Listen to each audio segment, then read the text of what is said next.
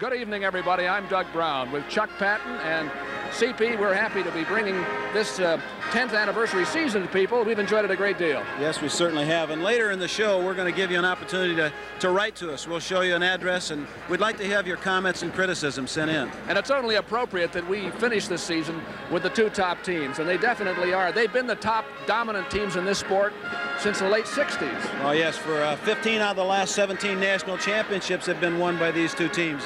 And, of course, everybody knows Iowa's on a roll. They won 10 out of 11 themselves. Probably pulled away from the pack as much as any team ever. They now have established a clear dominance between everybody and themselves. Well, wouldn't you say that there are actually three categories now? There's Iowa, and then there's Iowa State, which has pulled away from everybody else, too. Oh, that's true. And I think a lot of the credit there goes to Jim Gibbons, the new head coach at Iowa State. What he's done is he's taken a staff of young coaches. He's put Ed Bannick coming over from Iowa, Kevin Darkus just out of the ranks as a competitor, Les Anderson after 18 years as an assistant. He's taken those men, put them together into a staff, and that staff has given the young wrestlers from Iowa State renewed enthusiasm, a new kind of spirit, and it's begun to show. And I think nobody appreciates that more than the big rival over in Iowa City, Dan Gable, who's here today. Well, that's true, and Dan really likes to have competition. He's got it now. Of course, you know, if there was going to be a national poker game in wrestling, Dan Gable would want to be at the table because he's used to picking up all the chips this time of year. Oh, this is the big season for Dan. Now, the last time he won big. He had a 25-9 win down at Iowa City. Well, that's true. That was a big win, but there are a lot of close matches in there. You know, some of those things could turn around this time. I'm anticipating a lot of close matches again. You know, we've got some lineup changes now. Yep, we have a new 26-pounder for Iowa and possibly a new heavyweight. Yes, those Penrith and Sindlinger in there could make a difference. Who knows? We had some terrific matches last time in the middle. There were two classics between #1 and #2 ranked wrestlers. They're still that way. Last time they ended in a draw. At 142 pounds for Iowa, Kevin Dresser. Well, Kevin's coming off a disappointing loss to Skov from Oklahoma State, 11-10 after a 7-1 lead. Real outstanding technique. Here, a cross-knee pick, takes his opponent down to the mat and scores near fall points. He's up against Joe Gibbons, who is still ranked #1. And the defending national champion. Here's a young man that has really been in a class by himself. Joe's got great technique. Here you see him in on a double, good penetration, then good lift, hips under, takes his opponent off the mat and then down to the mat for the takedown. And we have the top two men at 150 again also. There's #1, Jim Heffernan. Well, Heffernan has great technique as well. One of the things you'll see him do is instead of being like with the lift, here he's in on the double, but he changes the angle, cuts the opposite brace and scores the takedown. And his opponent is about the most talented freshman we know of, Tim Krieger. Oh, really a talent. Here's a young guy that's great on top. Here he's controlling the opposite arm and then rolls his opponent through to score 3 near fall points. His best position, the top position. Well, we're going to go through just 3 matches before we get to those, and they could be great too. We're looking for outstanding matches up and down the line and what is always an interesting intrastate rivalry, and one in which very strange things happen from time to time. It's Iowa and Iowa State. And earlier, I had a chance to talk with both coaches about tonight's big duel. Last time at Iowa's place, you had some close matches, but you lost by a fairly big score. What do you think will be the difference for you this time? Well, we're hoping that we can go out there and wrestle somewhat of the pace that we've established since the Iowa meet. We've wrestled Wisconsin, Oklahoma State, and Oklahoma and UNI, and we've really put it to them, I thought, as far as the pace of the match. And we want to go out there and do that again this time, and I think we'll see us closer meet. And the crowd should help. I feel the crowd will help. It's kind of a lot better having 15,000 people cheering for you than against you. Last time at your place, you established dominance over Iowa State fairly early. How do you get dominance at the other guy's place? Well, I guess it'd be nice to start out the similar fashion because momentum in wrestling sometimes carries a big weight. And right here in Hilton Coliseum, it'd be nicer to have the momentum going our way at the beginning, because once it gets switched around the other way, it's going to be more difficult than if it was at Iowa. So right now, we're going to have to just wrestle on the strength of our team in the beginning, and hopefully that my kids are good enough to be able to start that dominance off at the beginning. But this is the kind of meet that really, even if you do lose or upset somewhere, somebody else could upset the other guy. So the way I'm looking at it is hope to have a good total meet, but have to wait and see. We're back at Hilton Coliseum in Ames for the big rematch between the #1 ranked Iowa Hawkeyes and the #2 ranked Iowa State Cyclones. You see how they got that way. Iowa State's only loss was to Iowa in a meet you saw earlier. Iowa now under Dan Gable has moved into the lead in the series. 25-9 was that score in Iowa City last time. You see Hilton Coliseum and the red and gold colors, cardinal and gold of Iowa State. Iowa lining up at the mat has won 36 straight dual meets. The last time they lost to Iowa State was here in 1981. And that was a big one. You'll see something of that later on, one of the big moments in that. What a fine season Jim Gibbons has had, CP. Oh, it's really outstanding. And the matchups tonight are not quite the same as they were last time. We'll show you what we have here, 118 through 150 first. Eglin against Summit. Penrith is in at 126. Remember, Kelly lost last time to Eglin. Then come some big ones, Randall against Jeff Gibbons. And at 142 and 50, those #1 and 2 men we were showing you a while ago. At 158 through heavyweight, there aren't any changes from last time. Alger, Tate, Kissler, Van Arsdale, Chipperelli, and Gassman. Then we might have a change at the 190 or heavyweight. You see there's some options open for people. And that depends on what's happening in the team score when you get that late. Iowa State against Iowa in Hilton Coliseum.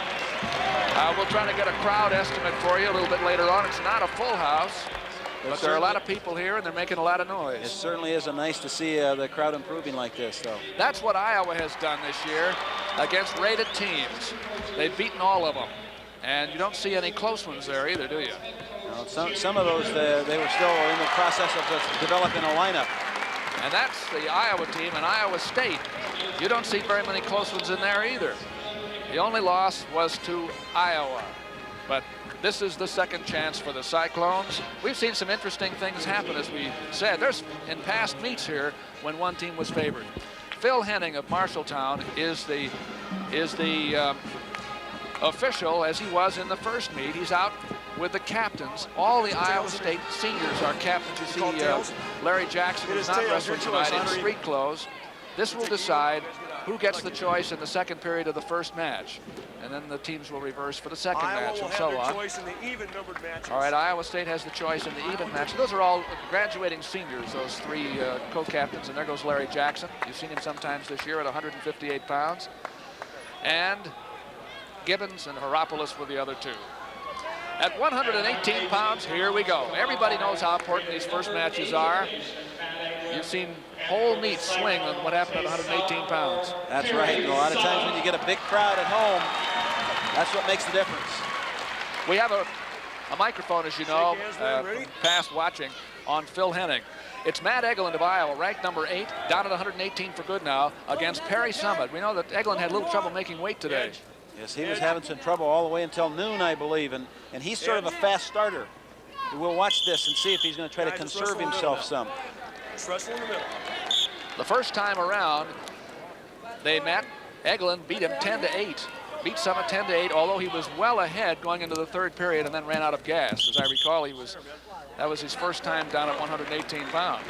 Well, this is almost going to be like the first time when he was 4 or 5 pounds overweight to start with. He's going to have a little bit of trouble being able to replenish that fluid supply, get himself back in here and get going. We'll see. He tends to be a fast starter. He likes to get out and get his points early, as he did the last time. He's not starting that fast this time. Maybe he's going to try to conserve, and of course, that never works. When you're out there, it's the same as if you're going hard or you're going easy. Somebody you can see trying to leg sweep. He's a thrower from up high. Eglin is more of a low shots man, like that. He's in like deep that. Right there. Just missed the leg. He went in so far, he missed the leg. Now, Summit has a good high crotch just like that. He gets in on, well, he goes the other side. Summit's high crotch will come with his left arm coming through to the leg, and he'll come from this side. And Eglin's goes the opposite way. Now, Eglin, as you know, has had an up and down year, most of it at 126, but last year he was a runner-up in the Nationals at this weight. Well, when he gets down and stays down, he's a tenacious competitor. Back off the edge, guys. First period, 118 pounds, the Cyclones and the Hawkeyes. Perry Summit's come on very well for Iowa State this year. He's put himself in the picture now as the man likes this weight, likes it at Iowa State after transferring from Northern Iowa. He's a man to really threaten a lot of people, even though he's not in the rankings. He's in the right program with the right coaches. Having a guy like Darkus in the wrestling room every day certainly hasn't hurt anybody. We have about half the time gone in the first period. A beautiful low tackle by Eglin for points. 2-0 the first takedown. Well, he came off a 2-on-1, and when he pulled on the 2-on-1 and then stepped into it. Now here's another high crotch back. Got to be able to clear the arm. There he's across there.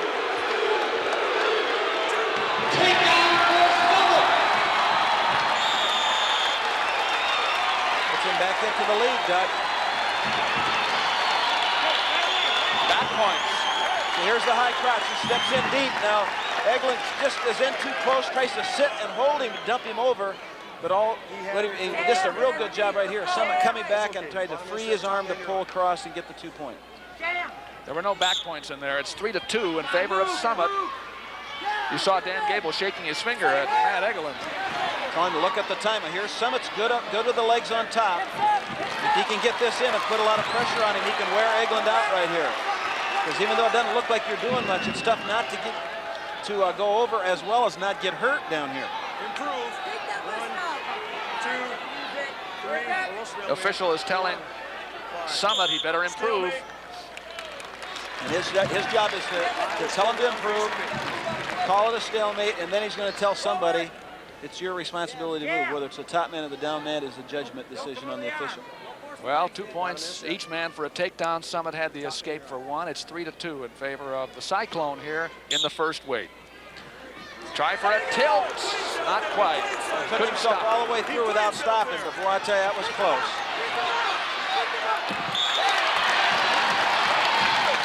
This is what you got to expect out of Summit. He really believes that he can go with this.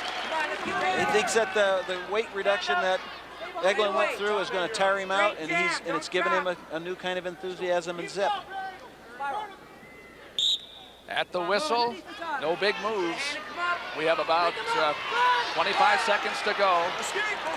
Now we're even, 3-3. That's a good move on Eglin's part. He stopped Summit's ability to reach across and catch him and get the legs in, then came up and scored that. Summit didn't want to let him out. That was earned by Eglin. Good job. We have 15 seconds to go in the first period. This is where you can score and maybe not be scored back on. Almost caught him in the foot sweep that time. He's been trying that a couple of times. This time he almost got him. Well, there'll be no scores. 3-3. At the end of the first period at Hilton Coliseum, Iowa State and Iowa. Summit against Eglin. It's tempo and crowd, Doug. That's what they're looking for in Iowa State's camp. Now, the last time these two met, Eglin was well ahead at the end of the first period. Certainly was ahead at the end of the second period. He's got 44 seconds riding time. He's got riding time, 44 seconds. Get him on there, let's go. You heard Dan tell Eglin how much riding time Summit has, so he'll probably try to ride for a while and erase a little bit of it and maybe get some back points if he can. Well, he tends to be a little more conservative than that, Doug. He may try to keep the referee off his back by doing some things, but he isn't really going to try to lose anything by turning him. He just tends not to be that aggressive in that. He's going to try to get him off here, see if he can't pull his man off rather than get caught there sitting on his rear. 3-3 score. That's Perry Summit, who comes from Bloomington, Indiana. He transferred over from University of Northern Iowa. And this is his first season in the regular lineup for the Cyclones. Jim Gibbons says this is the Iowa State tournament lineup. Yes, he knows what he has to do here. Now, what you want to do is keep that arm free, make Eglin move up off the legs, and then get to his feet to score the point. 4-3 now. After that, Summit leads by 1. And it depends on what happens to their feet. Now, they've split takedowns so far. A lot of it's going to depend on attitude right here. Maybe the crowd at home could overhear the coach Gable say, Eglin, you got to be tough right now. Beautiful try at a fireman's carry, but he couldn't make it work either time. Referee Phil Henning says they're out of bounds. You can see there's a stretch there. He's complaining about the fact that his arm is hurt. Boy, went in so deep on that thing that he missed the leg and then got his probably got his lat stretched real bad right there. I'm not too sure. Here comes the trainer out for Eglin, And Jim Gibbons gets to coach Summit. And watch how deep he goes in. He's got the arm. He pulls him, he steps in, he misses it right here. His arm is reaching up there trying to grab a hold of something, and right in there is maybe in where he stretched it some. Pulling down on one, reaching out with the other, sometimes you get a pull. Of course, he may just be a little bit tired and trying to get a rest. Who knows? Eglin has been ranked now in the last Amateur Wrestling News survey as, well, actually, probably a survey of one, I think. 45. One or two, everybody in the office. Left. It's ranked 8th. 45 going, okay. Now Summit comes out. There's Eddie Bannock talking to the next man up for Iowa State, Bill Kelly. He was the victim, Kelly, of an upset down in Iowa City. He's going up against Brad Penrith for the first time. Both of them, right? Important starting matches. Time remaining about a minute in the second period. Summit leads, has a strong front headlock. He does have the front headlock position, but a beautiful outside carry. Eglin is caught.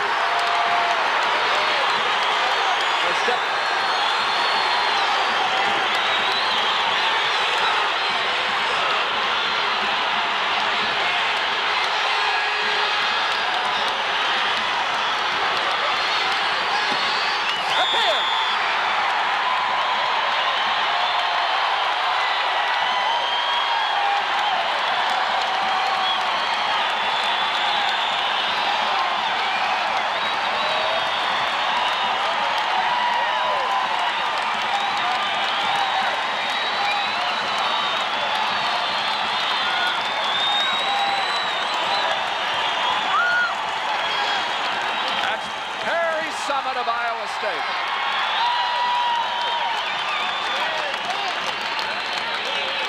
Here's what happened. Well, he stepped in, tried to go the other way. Summit felt him going, stepped across. Once he stepped across and locked the legs, it's just inevitable, a matter of time. Got the fall. And there was nothing he could do about it. No, once he had those legs in, it's one arm out high and the other arm, once he takes both of them above his head. So it's Iowa State 6 at the beginning. And Iowa, nothing. And those are the kinds of surprises that make it interesting. We're accustomed to them in this big duel between Iowa State, aren't we, Doug? That's a fact. That's a fall in 4 minutes and 24 seconds for Perry Summit over Matt Eglin. And now we go to 126. Brad Penrith of Iowa against Bill Kelly, two tough guys. Kelly has the single leg. He has the takedown. This is going to be a tough match. Kelly feels he has something to make up here. We saw Penrith hit in deep on the double. Kelly countered him out. Great action. Well, this is the way Iowa State has wrestled all year, actually. Very intense. The kind of intensity we're used to seeing all year long and still see from Iowa. Well, he has the leg. He picked the ankle to start that, and now he still has the ankle pick, so Penrith can't finish it. As long as he keeps the hips low, drops the hips, Penrith won't be able to finish that. Now, see, Penrith got into the crotch. Now he can start to use that leverage against Kelly. He wanted to keep those hips down low. Now the question is Penrith in a good enough position to avoid back points here? He's trying to reverse Kelly. Well, Kelly really isn't putting him there, and Penrith's pulling himself on around here. Depends on whether he can get that arm off the leg or not. You see his hand coming through to take it off. If he gets that, he's going to end up with a reversal, and Kelly keeps the hips down low. He's got a chance. Actually, that little flip helped Kelly more than it did Penrith. You bet. So now all he can do is hope for a stalemate, and we've used up a lot of time, more than a minute of riding time for Kelly. And he likes the leg. Penrith's got a lot of length. Roll didn't work. Well, he didn't get his head tucked on that attempted Granby, and this is Kelly's spot right here, where he feels good. See how Penrith counters out. See what he does. Potentially dangerous. Potentially dangerous, says Phil Henning. The crowd is in it at Iowa State because here we are at Hilton Coliseum. That's Dan Gable. He just saw his 118-pounder Matt Eglin get pinned to start the meet. Perry Summit caught Eglin in a try for a carry. Got him flat on his back. And here we are at 126. Kelly leads 2-0 over Brad Penrith. Penrith is undefeated. Iowa State, you got to move up. Well, we saw this same thing here just a second ago. He put himself back in. I don't think Coach Gable's going to want him to be there very much. Now he's into the pry where he's got the head levered with the back of the elbow, and he's 1, under the arm. 2, 3. That count is 4. to tell Kelly 5. that he's going to have to move, or we're going to Or stalemate. stalemate the position. Well, he'll let him get there again, but it won't last too long. Legs. That's Matt Eglin. He had trouble making weight today. And I don't know if that made I the don't know. difference in the match, but it might have had it gone on. But he put himself in that spot to get trapped, and then it was over. here's Kelly trying to get a tilt on Penrith. Penrith managed to fight out of it. He's keeping him where he wants him. He's keeping him down on the mat. This is Brad Penrith. He's a Return him. good, tall, angular 1, type, sophomore from 2, Windsor, New York. 3, 4. Well, he's a two-time state champion. So he's accustomed to tight matches. I'm not sure he's accustomed to them this big when there's this much pressure. He's never been there where he had to win because they're down by 6. It sometimes can tell in how an athlete will wrestle. 2, 3. Kelly trying to do something work, make something else go. He changes position a little bit, takes the leg out, and that gets the referee away from him. Yes, it does. He has more than 2.5 minutes of riding time here. Penrith has a good switch, but he hasn't been able to make it work yet because Kelly knows it's coming. He feels it. Penrith isn't getting his hips down and out on that switch. Well, Kelly got a takedown with 13 seconds gone in the match, and he's ridden Penrith all the way since. Only 6 seconds remain in the first period. Top man, you're on. They've done a great job so far in this match. Iowa State 6, Iowa nothing after a big move up. upset fall by Perry Summit at 118 pounds over Eglin. First period ends. Kelly 2, Penrith nothing. Tom right over here. Iowa State's choice. Choice. Choice should go, I think, to Iowa's choice. Penrith. Up, down, on your feet, defer. Penrith is not quite sure what he wants to do. He defers to you. Up, down, or on your feet. So he defers. Kelly looks to his coach. What'll I do? What do you choose? Iowa State takes down. All right. Well, this is a spot where Penrith feels comfortable. He's a good top man. He likes the leg as well. And part of the reason he's been so successful this year is he's good on top. And we'll see what he likes to do. He likes to come in this cross reach. You see him come across, then puts the legs on. Reaches across and blocks the arm, then gets the leg in. Now he's pretty successful. He's got a lot of length. Locks up a cradle now on Kelly on the far side. They pulled that out of there because Kelly started to control the leg. Improve. 1, 2, 3. This is Brad Penrith, 4. sophomore at Iowa. Stalemate. He took over this position from Paul Glynn. And Glenn was having a great year. You know, he moved in yeah. there after Eglin went down. He'd gone undefeated till lost this match in a tryout. Tells you something about the competition in that wrestling room. It certainly Bottom does. set, top man, you're on. And neither one of them was the man who started here. Eglin was up there at the beginning of the season. Now got Kelly the made a hips big up. first move. Now what he has is he's got his hips up on top. Penrith's got his hips on the bottom. No good legger wants to be under, hips down. They always want that belly button up on top and toward the mat. Now I see him trying to pull himself up out of there. Kelly knows he's got to bring his hips across. And a reversal for Kelly, leads 4-0. He's trying to put the leg back in himself, Doug. Get a hand. Strike the hand. He kept backing through that position until he finally made it work. It's now 4-0, and Kelly has a lot of riding time. Well, this is where they know Penrith. See, he started into that switch just a little bit too soon. Kelly still has the leg trapped up. He's not popping that thing. There he forced himself. Now it's a reversal. So they've traded reversals here, and Kelly still leads by 2, 4-2. This is Iowa and Iowa State. It's 6-0 Iowa State after one match. A pin for Summit at 118 over Eglin. 2. This is Kelly and Penrith at 126. We have Jeff Gibbons and Greg Randall next. Iowa Public Television from Hilton Coliseum. I'm Doug Brown with Chuck Patton, who for many years was coach at the University of Northern Iowa. Bottom man, set. Riding time, 2 minutes and 3 seconds for Kelly. Penrith is on top with about 20 seconds left to go in the second period. Well, he put himself in this spot last time, and Kelly came across him. Now he jumped himself right back in there again. You can see Kelly trying to pull him down. Just didn't make it this time. You know, you can't take a leg here and try to do that too often because he feels where you're going. There's just not enough time for Kelly to get out here. 1, 2. Second period ends 4-2. Riding time is slipped to about 1:42.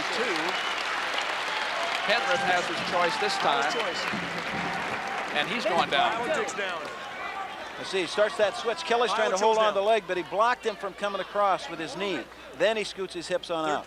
That's what he hasn't been doing on those earlier switches. He hasn't cleared his hips.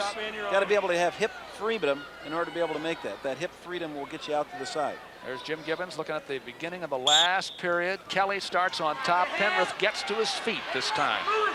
No, he knows that he's got a switch, so he's trying to block the switch by shading him on this side. And it's Kelly's responsibility to put him back down. You know, they go out of bounds. Heard the referee counting. Now they want Penrith to get back to his feet so he can clear his hips and make that switch effective. That time Kelly just shifted over to the same side Penrith wants to switch on. So he might have to change off and go the other way. Kelly has the leg in on Penrith.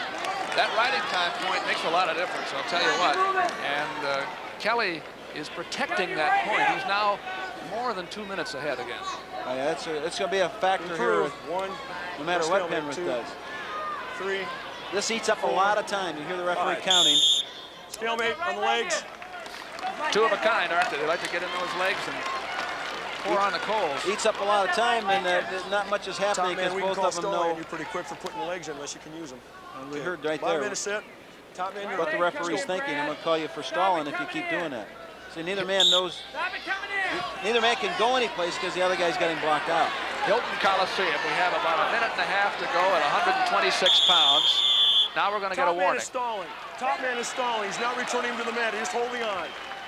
Iowa, you're down. First warning of the meet so far. Iowa State won the first match 6-0. It was actually a lead 6-0 on a fall by Summit.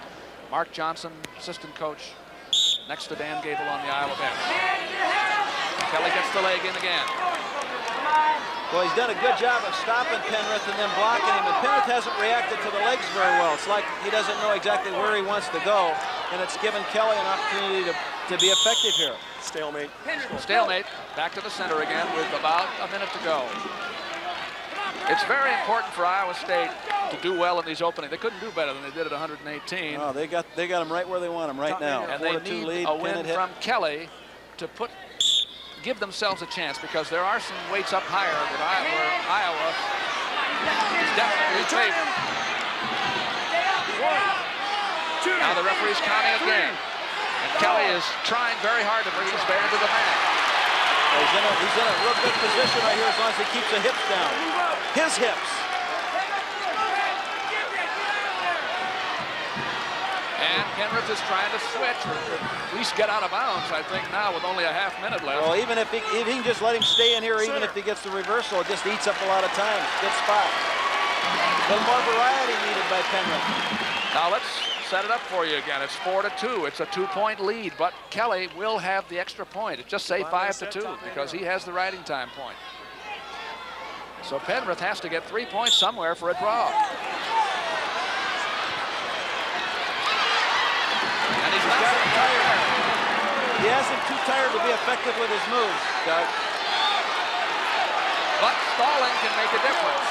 Kelly doesn't want to get called for stalling.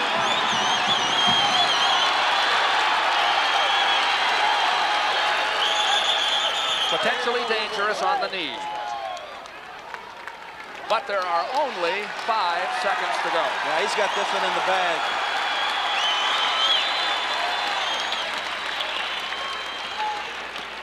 Well, 5 seconds is 5 seconds. Some things can happen. Things happen, you know. He's a cool competitor, though. He understands what he's got to do. And there it is. With riding time, it's a 3-point win for Kelly. 5-2 over Penrith. And Iowa State is already well ahead of where they were in Iowa City. It's the Cyclones 9. The Hawkeyes nothing after 2 matches. Hawks aren't accustomed to this. No, and it makes it interesting for everybody here. Everybody knows that Iowa is tough up the way. And they're tough right here, too. Number 3 ranked Greg Randall goes against Jeff Gibbons at 134. The last time out, Randall won 8-3. But Gibbons in that match showed a lot to a lot of people. I think he did a great job against a real seasoned veteran. Well, the Hawkeyes need somebody to do something big here, of course. And Randall would like very much to do it. He's a tough, strong wrestler.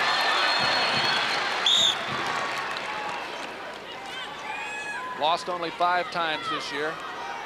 2-time All-American at 134 pounds. Up ahead, remember the next 2 matches are number 1 and 2 ranked men at both weights. We saw Randall 2 times now near the edge of the mat. We saw Greg Randall do something that is extreme. He's extremely good at it, and Gibbons needs to watch, and that's use his hips. He's very dangerous, being able to change the angle on a man that's giving him too much pressure, and use those hips to just whip you over. Hawkeyes are going to have to show what they're made of here. They're coming from down 9 points at Iowa State. Well, Jeff Gibbons, as I said when we started this match, showed the people a lot last time with his go, his drive, his determination. He's doing that again this time, keeping Randall off his offense by starting on him, having an offense of his own. Edge. We've used about a minute. No score. Stay in here. Jeff Gibbons is a redshirt freshman, 2-time state champion. Greg Randall, as you know, was a 4-time high school champion. Well, he's going to have to get some offense going now. You know, you get caught up in the match you're in. Now, Randall's in here with Jeff Gibbons. There he does that little pitch. You saw him use those hips. Did he call a score or not? Well, we didn't get a chance to see it, and the coaches from Iowa right there.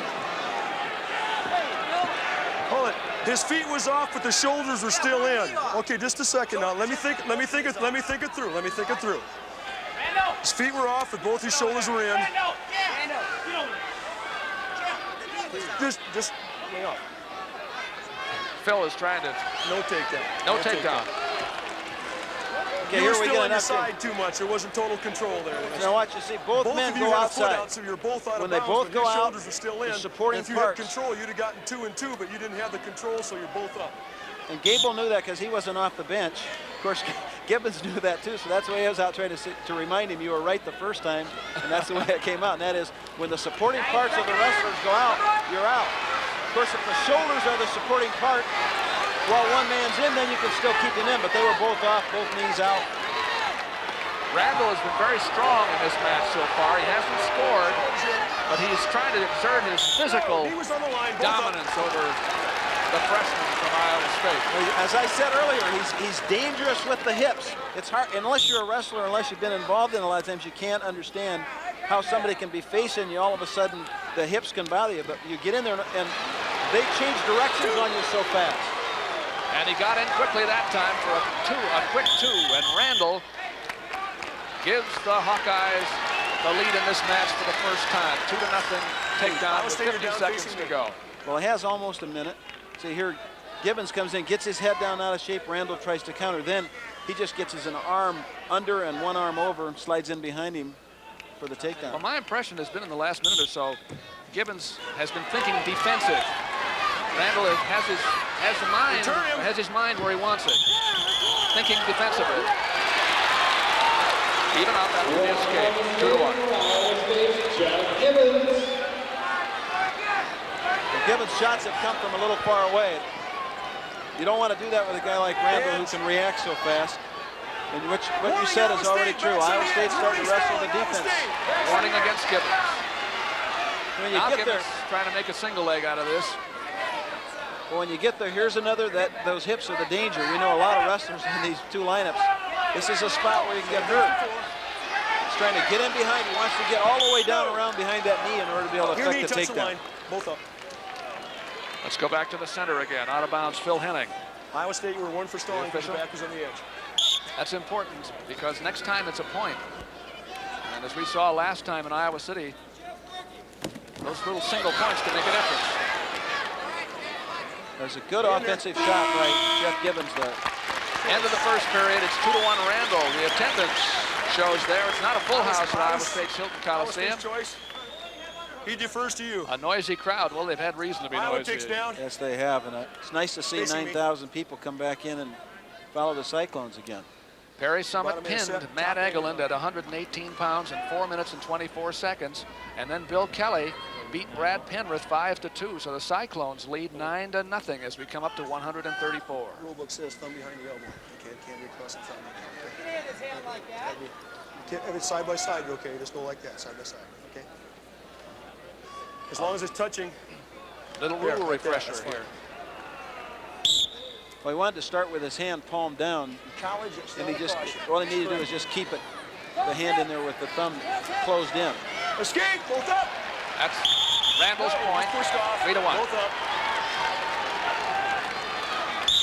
3-1 Randall at 134 pounds, second period. Riding time is negligible. Now here's where he's dangerous. If Jeff Gibbons has been there, circle. Let him back in. You can hear. We want to hear the referee here trying to tell Iowa, let Iowa State back in. Now he is. Edge. That's the other way. So what I was going to say is that Gibbons from Iowa State's made some good offensive moves, but he hasn't finished them, and he's going to have to go ahead and go all the way through them, or he'll get caught in there. That's where Randall's so dangerous. He's got that great balance, good hips. See, he gets in, he hasn't finished, and now if he tries to get out, here's where Randall can hurt you. He catches you trying to get up too soon, then just whips. No. Wrestled a lot on the edge of the mat. Randall has been the man coming forward all the time. Gibbons has found himself with his back to the edge of the mat.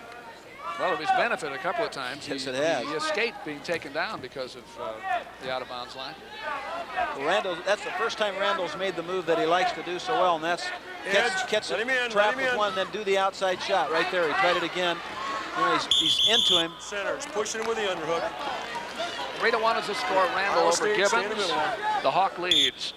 The Cyclones lead in the team score 9-0 at Hilton Coliseum, Iowa and Iowa State. Now he's in again. Now Single leg this time. going to go off again. They're awful close to the edge. Good whizzer though by Gibbons. He's not going to score this time. Well, you've seen him before use his head to drive you over, but if they do get a takedown now, they're going to go off. Both up. 3-1 Randall. As I said it was 8-3 the first time they met. It's a close match for a while, and Randall put it away in the last period. Well, Randall's done a lot of the offense in this match. Just every now and then, Jeff Gibbons will do one of those, but he's had his back to the edge a lot. I wouldn't be surprised to see him get called unless he keeps on with those little pops. See, those little ones keep the referee off your back. They're not effective at scoring. 18 seconds to go, and Gibbons will have to score. He's down by 2. Randall just keeps coming forward. He's probably, in his mind, he's done a good takedown. No takedown yet. Now he has Right at the end of the period. a takedown for Jeff Gibbons. That's the one he finished right there. Great job of getting to him and finishing.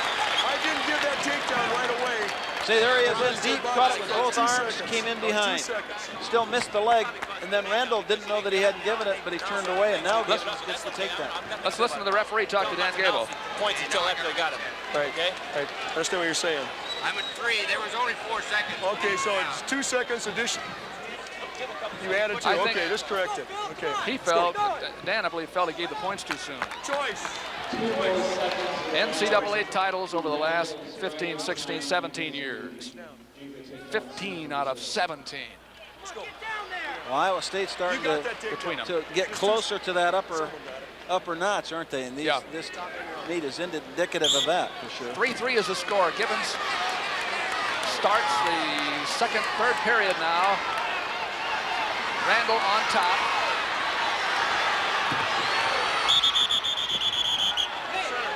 Out of bounds. The riding time is only 13 seconds for Randall.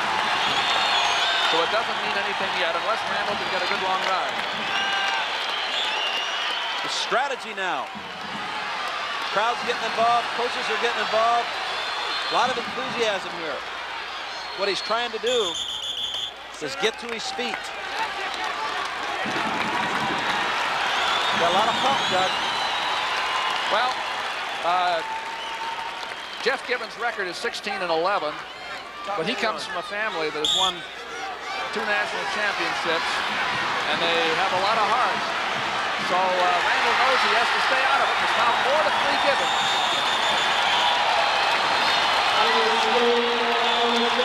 A minute and 30 seconds to go. It's on the line now. That's for sure. Iowa leads 9-0 after 2 big wins. In on the legs goes Randall. Goes up around that tree, got that seat belt, came to the half, scored the takedown. Got the takedown when he had to get it.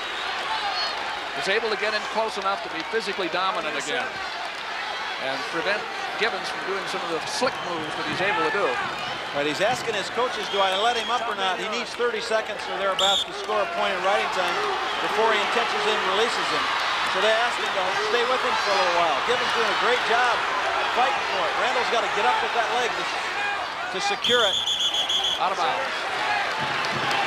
The clock is important here. We have a minute to go. 44 seconds of riding time for Randall. Randall leads by 1. He needs to get his team on the board. But Coach Gable knows those 2 seconds right at the end of that 1 period may become significant.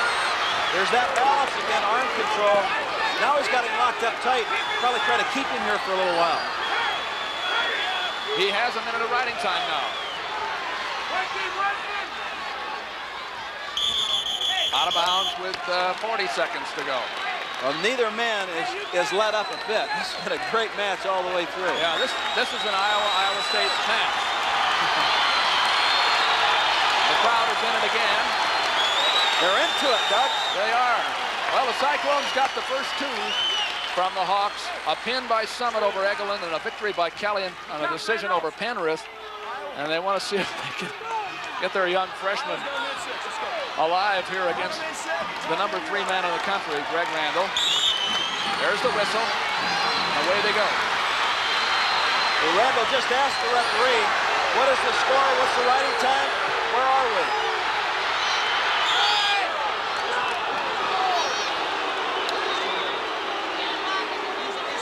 Come back to the center. What happened here? Well, they were asking the referee, did he lock hands? But the referee said they were on their feet. That's when it's okay to lock hands. Yeah. And then when the Gibbons went back down to his knees, they were off. 5-4 is the score. Randall on top and leading. Great standing switch by Gibbons and great reaction by Randall. Super match, Doug. You see the clock up there in the center. A lot of heart out there in this one. Oh, yeah. Well, Gibbons now needs the reversal in order to be able to get a tie. So he can't, 1 point isn't going to help him. And they're just continuing to wrestle it out on the line. Now, people don't like it. You hear him booing, but Randall is making Gibbons wrestle that way. Linear instead of circular, if that makes sense. He's taking him to the outside because that's where Gibbons' momentum is going. Then when they make the move, they go off. Same thing was happening on those takedowns earlier. Only it was the other way around then. Gibbons was wrestling out. Randall was keeping him in. Randall in a strong position here with only 5 seconds to go. Ryan trying to get back points. He's got to get back points. He's got him over there. Put that half on and drove him to his back with it. So it's near ball for Randall. Makes it 7-4. Riding time makes it 8-4. Gibbons improves by 1 point. Oh, it's a heck of an effort, though, by Jeff Gibbons. I mean, all that came right at the end. He just did an outstanding job. Really pushed Greg Randall all the way to the limit. But the Hawks are on the board for the first time, if you can believe it. If you just tuned in, that's the fact. Iowa State won the first 2 matches on a pin and a decision. Randall gets it up to 9-3 now with an 8-4 victory over Gibbons. And now we go to the first of these top dog matches. I see a big smile on your face. Oh, this is great. It's just great to participate in this, whether you're working on television or not.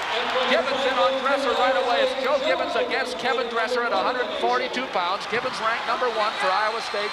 Dresser number 2. They were a draw the last time. They hit that high crotch right off the whistle. And he still doesn't have it because the whizzer is affected. Now, this is how wrestlers lose knees. So the referee is looking at this closely. being a competitor, Dresser's going to fight this as all he can. The boy has gone tough on knees. Now he scores the 2. And Gibbons has the takedown. Well, Gibbons, each of these men have lost one this year to collegiate wrestler. And Dresser lost the last time out to Luke Scove. You saw that perhaps on Iowa Public Television on last Saturday night at Oklahoma State. Very strange, he ran out of gas in the last period. And now Gibbons is in again. Now he's got a couple of options here, Doug. He can't turn the corner and get behind him because the Wizard's a little too deep this time. So he's going to have to try to get to his feet with the leg, or he's going to have to try to get across it. There, you see him get across it. Now he'll try to scoop it out in front. So this kind of negates the Wizard.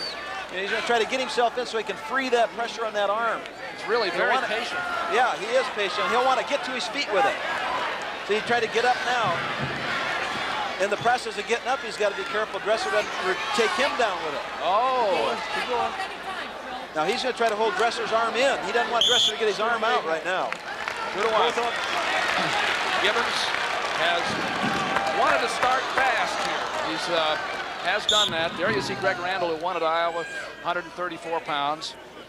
Gibbons against Dresser. Gibbons won the national title last year. Kevin Dresser has had a wonderful season so far. Just that one loss at Oklahoma State and a draw against Gibbons against college wrestlers. He also lost one time to Gene Mills, who was one of our international veterans. Right, well, I think that loss may ride in his mind a little bit because he lost just last week to Scove from Oklahoma State after leading 7-1. There was a little bit of fatigue, so he hasn't really started real fast. He's kind of let Joe Gibbons take the offense. Of course, that's what Joe wants to do.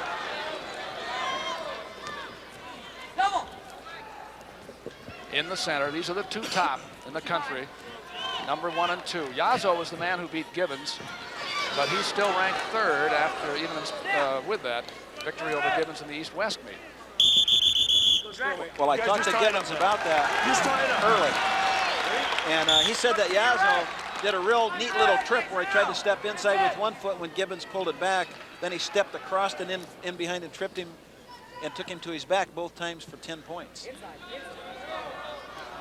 142 pounds, Iowa and Iowa State. 9-3 Iowa State over the Hawks after 3 matches. Iowa State's won a pin and a decision. Summit pinned Eglin. Gibbons was the first Iowa State loser. Greg Randall came through 9-3, or 8-4.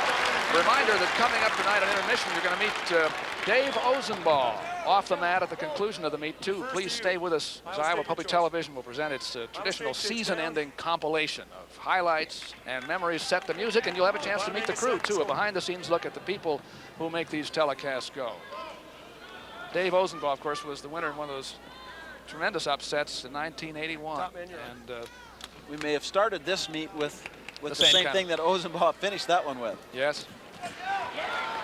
Now Dresser had choice, and he took up. Gibbons has really gone at it.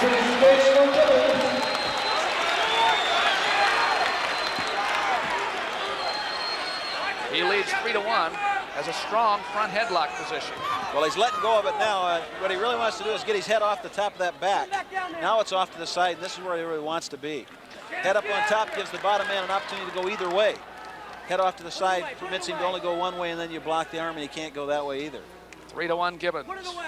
At 142, Dresser is ever dangerous. He's had a lot of pins this year. I don't have my record right in front of me. A single leg again for about the 3rd time by Gibbons. He scored on one of them. Now you see him, he's trying to reach through and find that foot. See that free hand coming there. Still the Wizards effective. And I tell the crowd and you, Doug, this is a dangerous spot on knees. One real hard rip or twist right there, and Dresser could have a knee injury, even though it isn't happening right now. We certainly hope it doesn't. That's a picture. It's a picture of how knees get torn apart right there. The knees just don't bend laterally. Now see him try to come across that other foot. That's where he wants, either across or up on his feet. Here's where knees go, right here. 3-1, no scoring being done here. There's neither man on top. Gibbons has the single leg, but Dresser has a powerful whizzer. He's trying to pull it off with his chin, trying to take his head in there and pull that whizzer off with his head. And of course, the coaches from Iowa State, primarily Joe's brother Jim, wants him to finish this now. You got the lead, you're dominating the match, finish it off. Whoa, nice high crotch by Dresser. That evens it up in a hurry. You bet it did. And now Dresser's on top and making riding time. It's 3-3. That's why he's ranked as high as he is. But again, the knee. Potentially dangerous. All right. You're down. We're in the second period. We've used almost the whole period. 8 seconds to go. Well, that's a nice offensive move by Dresser and surprised Gibbons. You know, he hasn't done that to him before. And this time he just hit, as soon as they were free and they came in to touch each other, he hit that, penetrated deep, circled it, turned it, scored the takedown. Not many people take Joe Gibbons down, as a matter of fact. Not that slick either, not that no, quick. that was home right now. So you know that's why it's surprising you just hadn't seen it before. 1, 2, referee saying improve on that ankle, you can't stay back there. 3-3 at the end of 2 periods.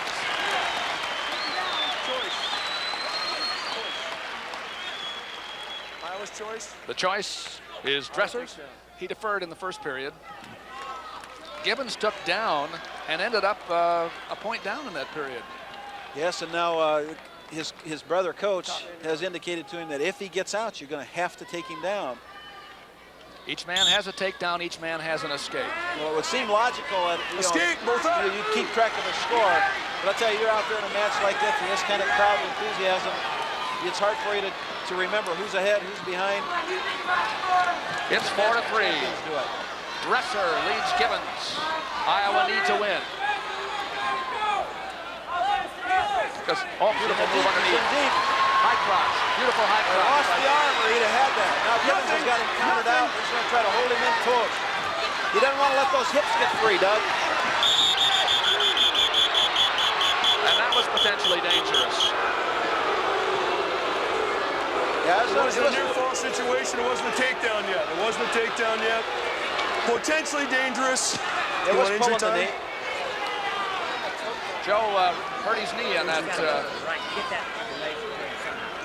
move. See Coach Gable in disbelief saying, well, how can he get out of that by doing that? It's again one takedown because he still had a chance for the elevator over the top and the toe was being twisted real bad into there. It's a cheap call, but can't coach now. Just it's Phil Henning explaining to Dan Gable what was going on. We're at Hilton Coliseum. It was twisted under there. Let's see, here he's in now. He's got the foot. And Joe's in this position. Now he starts to come in this position now. As he starts to go here, he's pulling up on the knee, blocking it with the shoulder. And the referee calls it off. And you know, that's, as long as there's no takedown, they're still in a neutral position. You can't give the automatic 2 for the back point. Third period, Dresser leads 4-3. National seedings can be at stake here, too. Oh, yeah. This is a very important match. We see what Dresser's doing so well right now is he's standing, he's a good stance. He's keeping his knees bent, keeping his body down in that position to counter Joe's offense as well as have an offense of his own. We have 1 minute to go. At 142 pounds, Dresser leads by 1. Now Gibbons has a front headlock. His head is still not where he wants it to be. He just kind of has him blocked right there so he can't have an offense, but Dresser might have an offense out of here. Now there's a single leg by Gibbons. He couldn't keep it. Yeah, it's hard to penetrate through a man's head. You got to get under it. 35 seconds to go. Dresser made the move. That keeps the referee off him. Well, he knows Gibbons likes that high crotch that comes into his right, so he's trying to keep him out of there. The crowd is in it again. Dresser of Iowa trying to turn it around here. After a 9-0 Iowa State lead early, you see the time. That's a stall warning against Dresser, but it's not going to hurt him at all. It's too late for that. Well, Mike, if he gets penalized, it would hurt him. I don't think there's time enough to penalize him. And the winner is Dresser.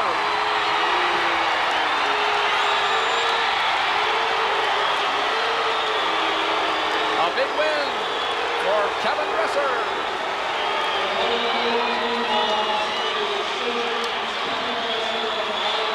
And that's what what this Iowa State team is made of. They need to get this Iowa team is made of. They come down from 9-0. Are you going to listen to a referee talk to the... He threw his headgear.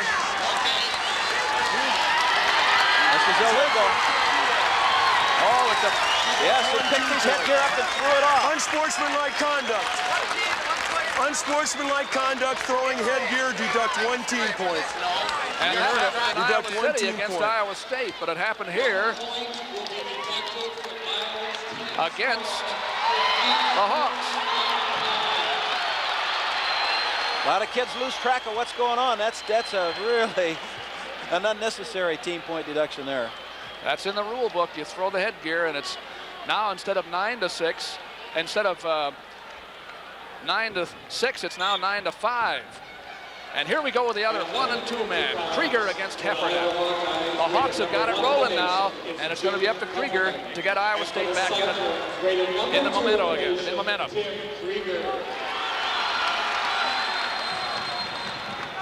In Iowa City, Krieger pushed a good deal. Heffernan was not terribly aggressive, but he is here. Boy, hit in there deep on that one, didn't he? As soon as you say it, it comes back like a plague against you, doesn't it? Heffernan with Krieger on the bottom. That was a slick move by the Iowa All-American, ranked #1. Well, he started with it right away. Last time, as you say, he was a little apprehensive. Now, he's pretty tough. He's got that leg stuck inside. He's got the arm up around the head and under the other arm. It does not look like much, but I'll tell you, you can get pinned with that thing.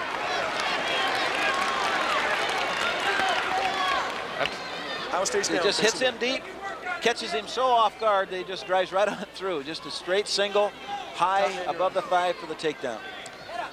And Iowa has begun to dominate these matches a little bit here now. 2-1 is the score. Heffernan, after the escape, still leads by 1. But we'll see if Heffernan keeps that offense. Last time, as you said, Krieger was really the pusher, and Heffernan wrestled a little apprehensive. This time he opened up with the shot, but it's a long match, and we'll see if he can keep that momentum, keep that attitude that I'm the #1 ranked guy and I can do this. 9-5. It's Iowa State over Iowa. Circle back to the middle, guys. Score that Iowa lost there was 1 point deducted for unsportsmanlike conduct after Kevin Dresser, in happiness, threw his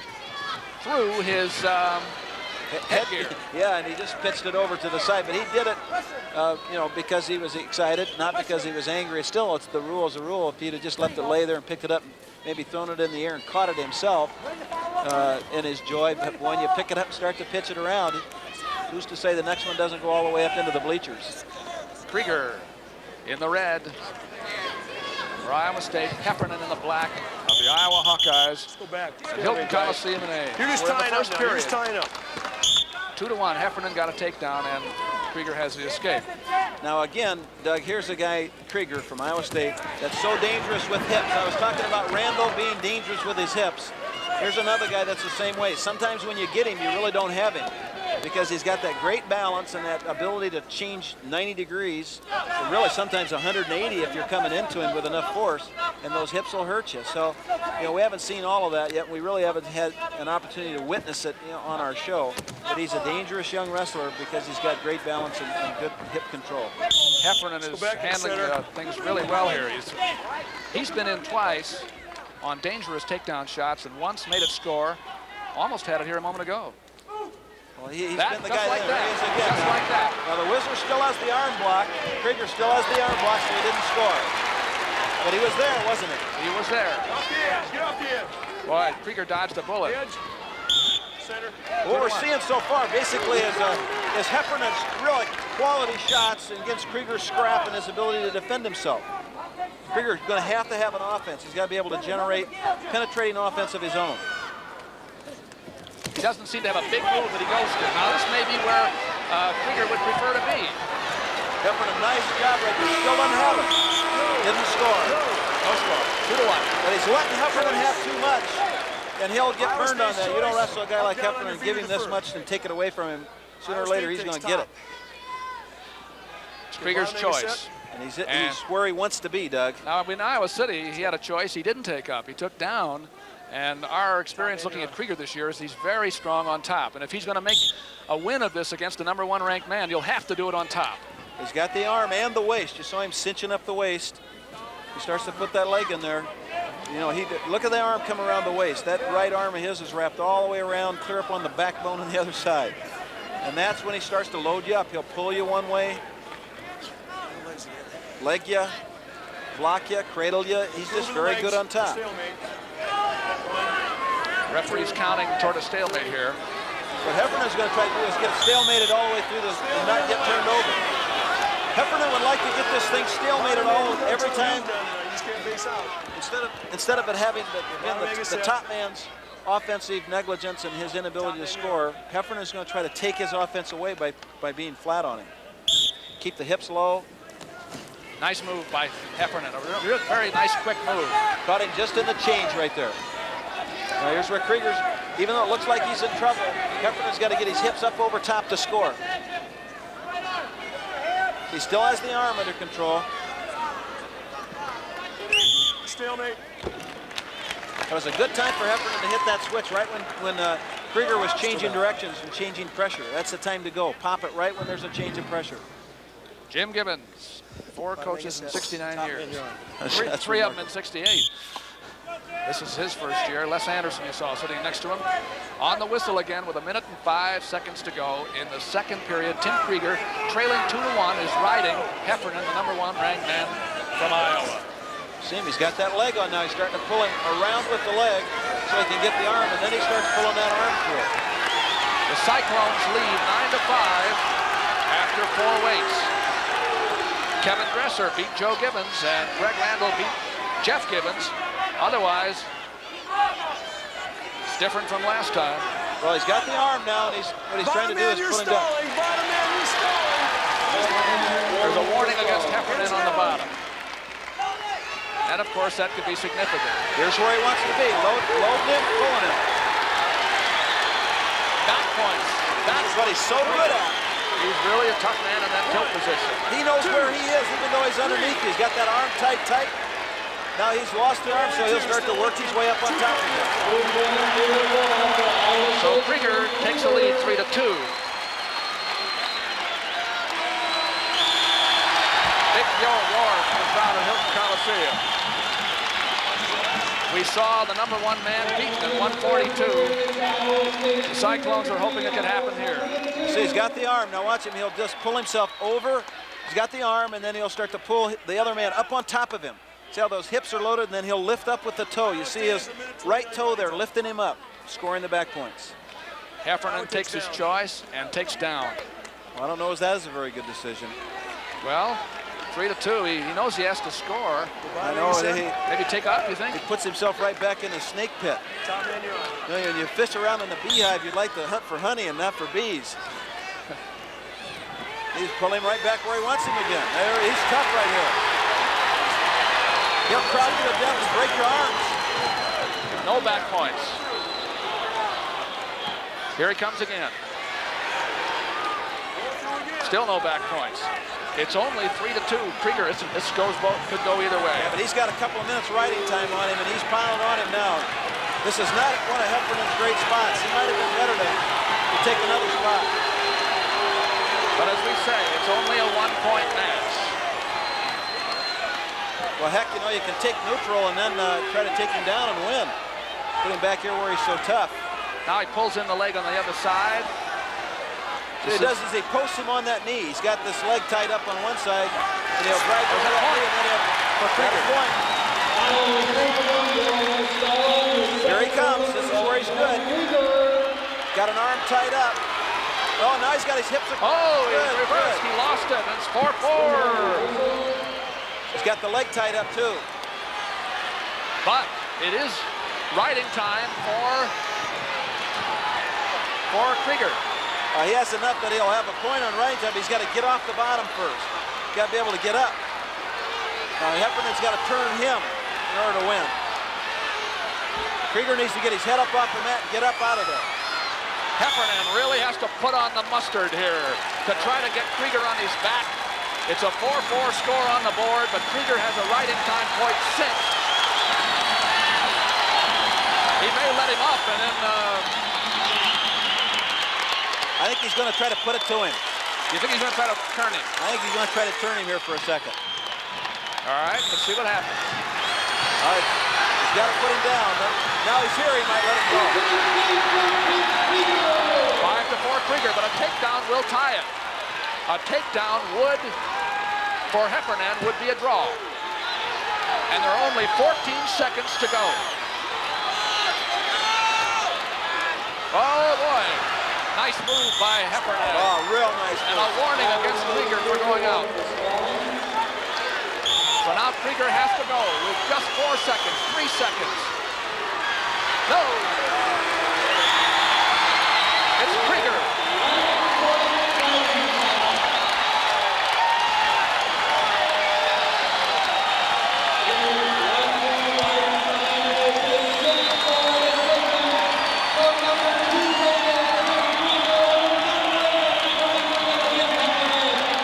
The freshman beats the All-American.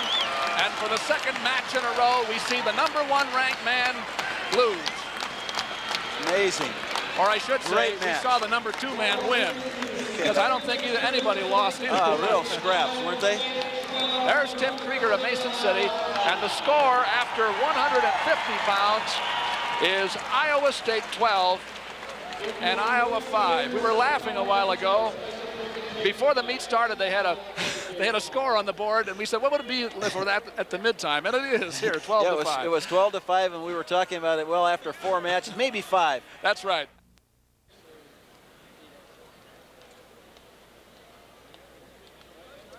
The last time that Iowa State beat Iowa was when Dave Ozenbaugh pinned Lou Banning. CP. They started this time with one of those unexpected pins, and that's the last one, so. And there's the score at halfway. Iowa State 12 and the Iowa Hawkeyes 5. And it's Iowa State surprising some people in the lead. We hope that you're getting a big kick out of this. I'll tell you, Iowa and Iowa State's always fun. Each team wins one maybe they didn't expect to win and loses one they didn't expect to lose. Yeah, and the crowd's really getting into this. I mean, it's just been tremendously exciting to be a participant. And it's been fun for us on Iowa College Wrestling this year. Hope you'll write to us if you are interested in giving us a comment or criticism. There's the address. Write to College Wrestling in care of Iowa Public Television, Box 1758. Box 1758, Des Moines, 50306. College Wrestling and its 10th anniversary season. I'm Doug Brown with Chuck Patton, and high school wrestling is still ahead of us. We have that on Saturday Night Live. I've forgotten how many years we've been doing that in a row, and it's the best in the state of Iowa. And some of the best in the state of Iowa have made these two teams here. Saturday night beginning at 6:30. It's the Iowa High School Wrestling Championships from Veterans Auditorium in Des Moines. That is one of those people we saw for quite a few years in high school wrestling championships. Is Royce Alger at 158 pounds for Iowa. We're going into the last 5 weights. Iowa has a good deal of strength through here. So the crowd at Hilton Coliseum, we saw an upset right at the start, is hoping for some more here. There's Tate, Bill Tate of Iowa State, fought off finally of a move, and he hurts. Injury time. An injury at 158 pounds right away. The last time these guys wrestled, we saw Tate come out and get a quick start. Here he starts to come in the same way. You know, I don't know exactly what happened. You know, he starts right here, starting to come into him, has Alger in the leg, and I think maybe he catches a knee up in the groin, perhaps. That just caused him some problems. The crowd behind us in the replay saw that, and it was a big O, so no question about it. As we said in Iowa City, they wrestled Alger's victory 11-7 over Tate. He had to come from behind to do it. Yeah, he was down 4 to start with. I mean, Tate in that match opened up with a takedown and a near fall, which then it sort of slowed down. So I think this is what maybe the biggest match of the meet right now for Iowa State. They can get this one. They are definitely a threat to win. Because it's you're starting really the second half here. Everybody calmed down a little bit for the intermission. People went out, got a little popcorn, you know. And the teams have to start over again. Well, you know, anything can happen, and we all know that and we understand that, but Iowa's very strong in these weights right through here. But Bill Tate has been very representative with Alger in the past. There's that inside trip. And Tate has the ability here, but Alger's going after him. He He doesn't have much respect now. He wants to throw. He wants the inside trip. Tate's got to throw to get out of it. But Alger wants is that inside trip. There's the throw. And he got it. 2 points. I'll tell you, Tate has been a tough guy this year, 2-1. He pinned Johnny Johnson of Oklahoma his last time out, although he was far behind when he did it. When he starts to think that he can, he's going to be a much better performer. Thinking that he can makes a big difference. So he's wrestling a little apprehensive against Alger and letting Alger have the offense. Although he's ahead, Alger's been the guy that's been putting the pressure in. And Bill needs to create an offense. Can't let Alger have the offense like this. Can't let him have the push, the pressure. Royce Alger, sophomore from Lisbon, fits right into that mold of Hawkeye wrestlers, tough and intense, come out from the opening buzzer and just go at you. And doesn't know how to go backwards. Well, in fact, it's been one of his problems, hasn't it been, in the past? He goes so hard sometimes, he wears himself out. Yeah, he's done in 5.5 minutes. Single leg by Alger. Nice counter out by Tate. No points yet, but he's there. He's got a chance. 4-1. 4-2 after the escape. Now you see his ability. You watch him do those kind of things, and you know that takes athletic talent. That isn't coached. Those are reaction type of things that you depend on balance and quickness and reaction. So he can do it on the offense. Here he is, his really first offensive effort. He doesn't quite have position, but he's got to get to his feet first. Now nice counter by Alger. Great wrestling. Tate has to fight with this wizard to keep from being taken down. Got to keep it in, got to keep it hard, down. Hit him with the hip. Alger's got to come in behind him, get the leg and come to his feet. Nothing. Boy, we picked up right where we left off. Sure did. It's 4-2 Tate over Alger. We have 27 seconds left in the first period. 158 pounds. Iowa State 12, Iowa 5 in the team score. Here comes Alger around. Well, Tate's starting to show a little bit right now. Got to get to his feet on this. Can't stay down below his opponent. Nice throw. Not yet. There he comes out of it. Just drop the hips down low.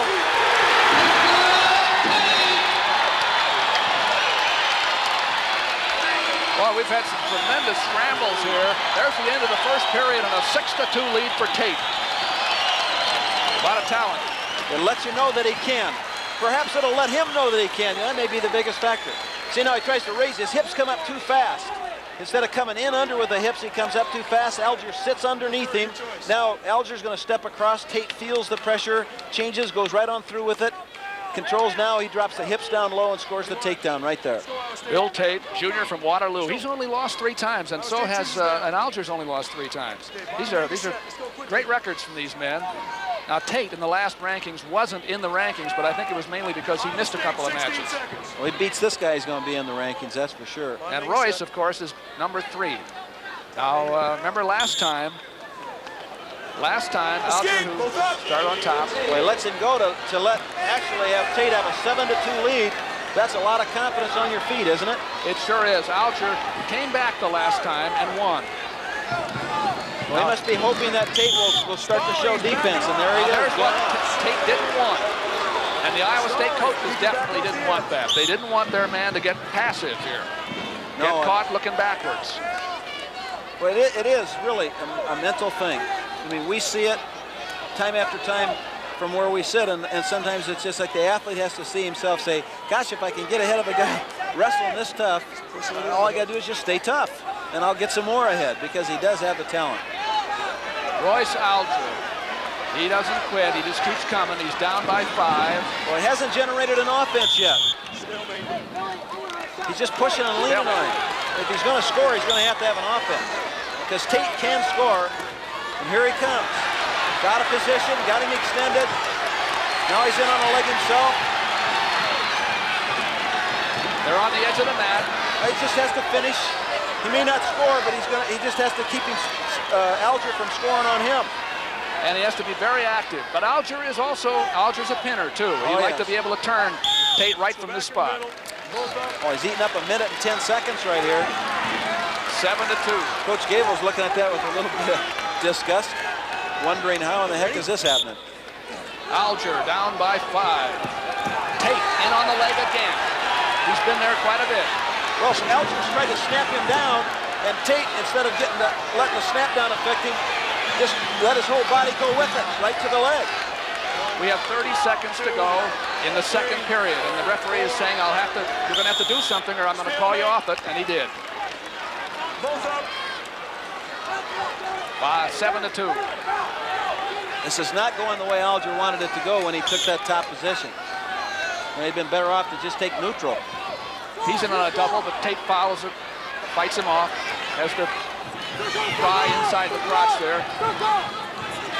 Tate's going to get penalized here. Pushing him off. He's telling him that he's pushing, but Alger's going to just make a little shot on the edge. Tate doesn't need to do this. Just keep wrestling offensively. 17 seconds to go and counting. You see the time coming down. We're in the second period. A lot of time left. A lot of time. Roll! Oh! Nothing yet. Tate's out of that one, but he's now on a single leg. Alger just keeps coming. 7-2 at the end of the second period. I don't think Alger expected him to go with that. You know, he didn't follow it with his hips. Tate went down to his rear, and then he didn't follow it, or he might have had him on his back. Tate. Notice he's growing some hair now, Doug. That's right. He went through the first part of the year shaved, and he starts on top. Tate's going to take on top. He's going to get caution here for having his head off to the side. 7-2. Tate got 3 takedowns in the first period, and an escape in the second leads Alger. Well, he's got the arm tied up. Now this is real dangerous for Alger. Got the arm tied up. It can cost you 15, 20 seconds of time and a lot of energy.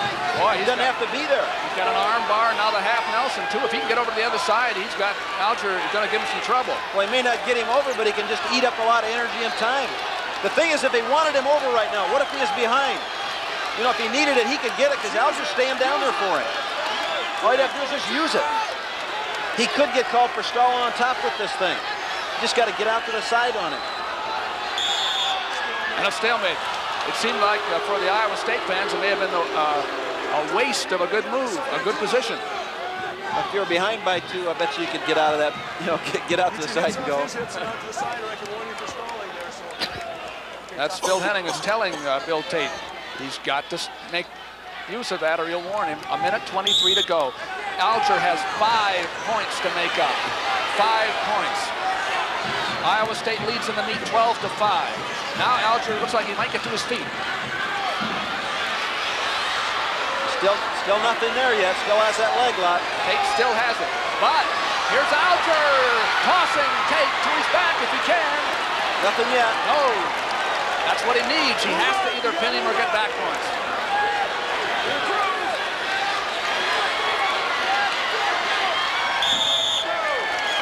"50 seconds to go." I'll tell you, it's going to be a wild 50 seconds.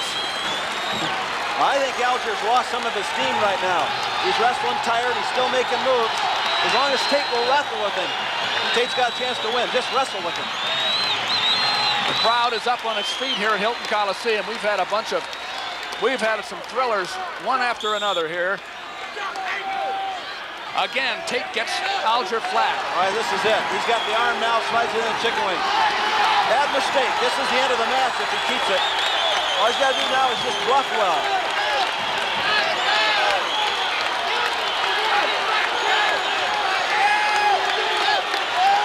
He's trying to tilt him if he can. He looks like he would like to go one way or another with him. Get back points. He's not going to quit. He got the back points. Yes, he did.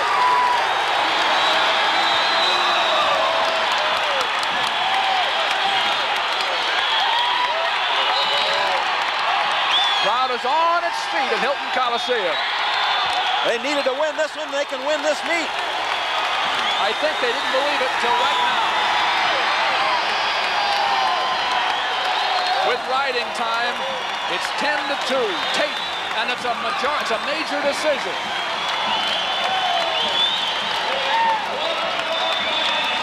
Bill Tate up sets Royce Alger 12-5. 10-2, a major decision. And now, I'll tell you, these horses here for Iowa, the horses are really going to have to get to work. They know they can't just be safe and get three-point decisions. They got to go out and try to pin somebody. Well, they've got a lot of plowing to do right now. I'll tell you, that one team-point deduction when they lost it, and that major decision against them, even with the loss, those are going to be 2 critical points in this meet. Van Arsdale on the left for Iowa State against a national champion. Marty Kistler ranked #1 for Iowa. Van Arsdale's ranked 5th. He's had a great year, but Kistler, of course, was the 158-pound national titleist last year. He's lost 1 time this year, and that was to a wrestler non-eligible college wrestler, Kevin Jackson, who is at Iowa State, but who was not eligible this year. Well, Van Arsdale has a great deal of talent, and he's a real dangerous wrestler from 2 spots. One is from his feet when he gets in and he can throw. The other is when he's in that down position and he gets that standing switch working. Kistler is just very well-rounded, real solid, doesn't give anything up. And is intense. And is intense and can go the route, we say in wrestling. In many ways, to me, he personifies the Iowa wrestler program. He goes at you. But Van Arsdale's been tough this year. Van Arsdale will wrestle with Kistler. This can be a very good match. He is no slouch, believe me. Well, I'll tell you, one of the things we need to look forward to here sometime, what's going to happen up when you get to 190 pounds. There's a little strategy. Each team has multiple wrestlers available, and I know it depends on what the score is as to who will go. You saw Tate there. He deserves to get a little congratulation and a little attention because he beat. That's right. Well, when we get to Goldman from Iowa and Volker from Iowa State, it'll be interesting to see if they're going to make those decisions. Iowa State has to put their man out first. They can put out Metzger or they can put out Volker, and that will make a determination what Iowa decides to do. Kistler's in on the leg, but Van Arsdale manages to fight him off. Snap down try by Kistler. Kistler is doing the forcing here. There is Volker, Eric Volker on the right. We haven't seen him since the last Iowa meet when he broke a bone. He had a stress fracture in his match, and he's lost to Goldman. And I know they'd prefer not to use him. They'd like to maybe save him until the Big H next week. But, you know. Yeah, well, what we could do is we could see Iowa State putting out Metzger, deciding not to wrestle Volker, and then Iowa weighed in Raleigh Kane from Wapsie Valley, and they could put him out there thinking he could beat both men stalling. Metzger. You're just and then reaching, they move there's no depth. Dwayne Goldman up to heavyweight to wrestle Heropoulos. That's Steve Metzger. And Goldman last year used to beat Heropoulos at 190. So I think he can do it again. That weight may be a difference. This is going to be real fun to watch. Oh, yeah.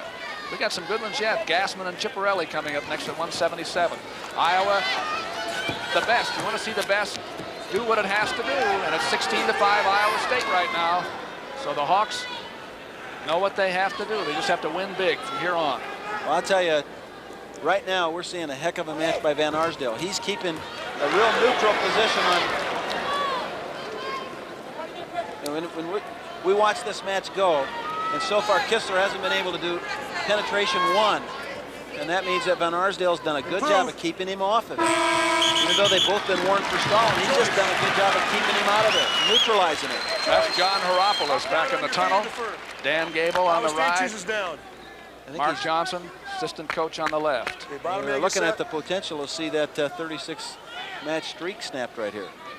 Well, I think, as I said, some people really began to think maybe it can happen if as soon as Tate came out on top of Alger and by a big score, a 4-point win. This time, Van Arsdale took bottom. Still down. Kistler has to be able to neutralize Van Arsdale's stand-up. If he can take that away, he's got some potential to be tough on him. But Van Arsdale gets to his feet. He has a great standing switch. And bottom man, you're set. Top man on. Marty Kistler, 2-time Big Ten champion. Last year, national title holder at 158. He was runner-up the year before. And see what he's doing is he's riding on it. He's riding on that slide that takes that away. Escape for Van Arsdale. It's now 1-0. But of course, Van Arsdale is going to have to get some offense going too. Both men have been warned. Well, he has some. You know, it's just that he hasn't used it. There's a little fake drag into the single. Now he's going to try to step past the foot. If he can get past the foot, then he can start to follow the leg on out.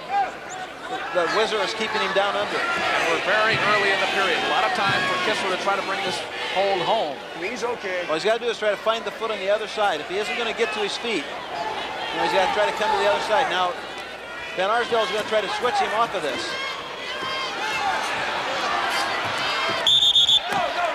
Out of bounds. No score. That's Goldman, Dwayne Goldman. A lot is going to rest on this man's shoulders, Dwayne Goldman. That's wherever right. he wrestles. That's right. If you missed a little of this match, of this meet so far, Harry Summit pinned Matt Eglin. That was really the tempo start. That got the ball going for Iowa State. 4:24 in the match. He pinned Eglin. Kelly beat Penrith 5-2. Now you see. He did a nice little duck under there. Kessler in the duck under. Nothing yet. Nothing. At 134, Randall beat Jeff Gibbons 8-4. Then Dresser probably took over the #1 rating by beating Joe Gibbons in a heck of a match 4-3. But Krieger upset, well, I don't know if you'd call it an upset, but he beat Heffernan at 150 for Iowa State, 6-4. And then Bill Tate got a major decision over Royce Alger in a surprising turn of events for a lot of people. And the Hawks also lost a team point when Dresser, after his victory, just forgot what he was doing and threw his headgear, and that's a loss of a team point for unsportsmanlike conduct. It's Iowa State 16, Iowa 5. Well, they're winning this match right now. You know, they're ahead 1-0. Although Kistler's done most of the offensive effort, it's, you know, he just got penalized. Now there's the point we're even. That's the one I was looking for. How long is that going to take for that to happen? Well, it took to the end, the very end of the second period. So now it's 1-1. That's the 1981 season. Iowa State beat Iowa that year in the match at Iowa State. And Jim Gibbons, the coach, won the title at 134 pounds. That was his only national championship. Here's Choice. Choice goes to Dresser. Dresser wants to go down. He wants to score from the bottom. Kistler, I should say. I'm back at 42 again. 1-1. A lot of exciting matches to wallow back into the to the memory and just stay there and enjoy them a little bit. Iowa's got 15 seconds riding time. Iowa's got 15 seconds riding time. All right, Kistler in the bottom. That's Mike Van Arsdale. Van Arsdale's tough on top. He's got a lot of length, and he can be very good here. He likes to leg, and if he gets his mind set right, he can be great. Kistler's got to keep him off of there. So far, we've seen the Hawks have some trouble on the bottom, and it's cost them some matches. I'm going to warn you this time. Next time, I'm going to penalize you. Twisting knee lock. Don't do that. Phil Henning didn't like the way the knee was going at all. Well, what you can't do is put one knee in front, step over the leg with the other one, and then pull it to the side in order to try to attempt to pull the man's hips down. It's a twisting knee lock, and it's illegal. He said, I'm going to warn you this time. Next time, I'll penalize you. Van Arsdale on top, riding. Time has switched over into his column now. Doesn't appear there's going to be a point here, but it's 1-1. Well, it might be. You know, it's got to keep him down. He's got to keep Kistler on the mat, and he's good enough to do that. Just got to pressure him some. If he keeps letting him get up here, eventually he'll lose it. So there's the leg he wants. Marty Kistler of Iowa with a 1-1 score. Started on the bottom in this third period and wants to come out. 1, 2, 3, 4, 5. Stalemate. Iowa State fans thought that Phil called a little bit too quick there. Stalemate in the legs. But he'd seen enough of the position. Marty Kistler. Well, he's worried about riding time. He better worry about getting out of here. He's going to lose the match. 1-1 is the score. An escape for Van Arsdale, a penalty point against Van Arsdale in the second period. Van Arsdale is tough on top. Now, Kistler is out. And it's 2-1, Kistler. Now, we haven't seen Van Arsdale have an offense yet, but he's still in this match mentally, which means that he might generate an offense and score. And he doesn't act beaten. He hasn't shown it on his face. He's not showing it in his style. 40 seconds to go. So he's still in there aggressively. If he'll go ahead and hit one of those shots, he might score on it. And Marty Kistler on the edge of the mat. And he's been warned for stalling also, so he's got to be able to press the advantage right here. We have only 21 seconds to go.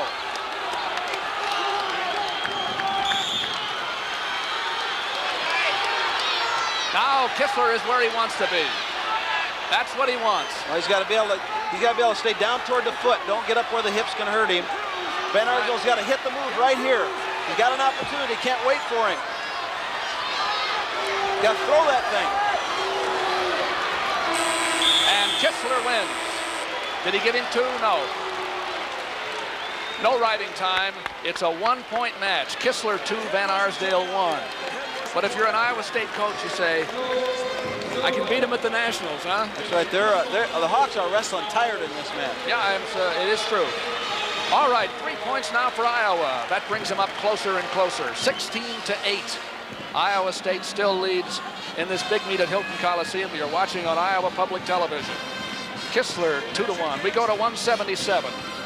Iowa is definitely favored here. It's Rico Ciparelli, ranked number 3, up against Bob Gassman. But Gassman made the first offensive move. Well, we've watched Gassman all year make offensive moves and bounce out of there. Now, the last time we saw him against Northern Iowa, he did not bounce out of there. He hit in on some of those offensive moves and scored takedowns.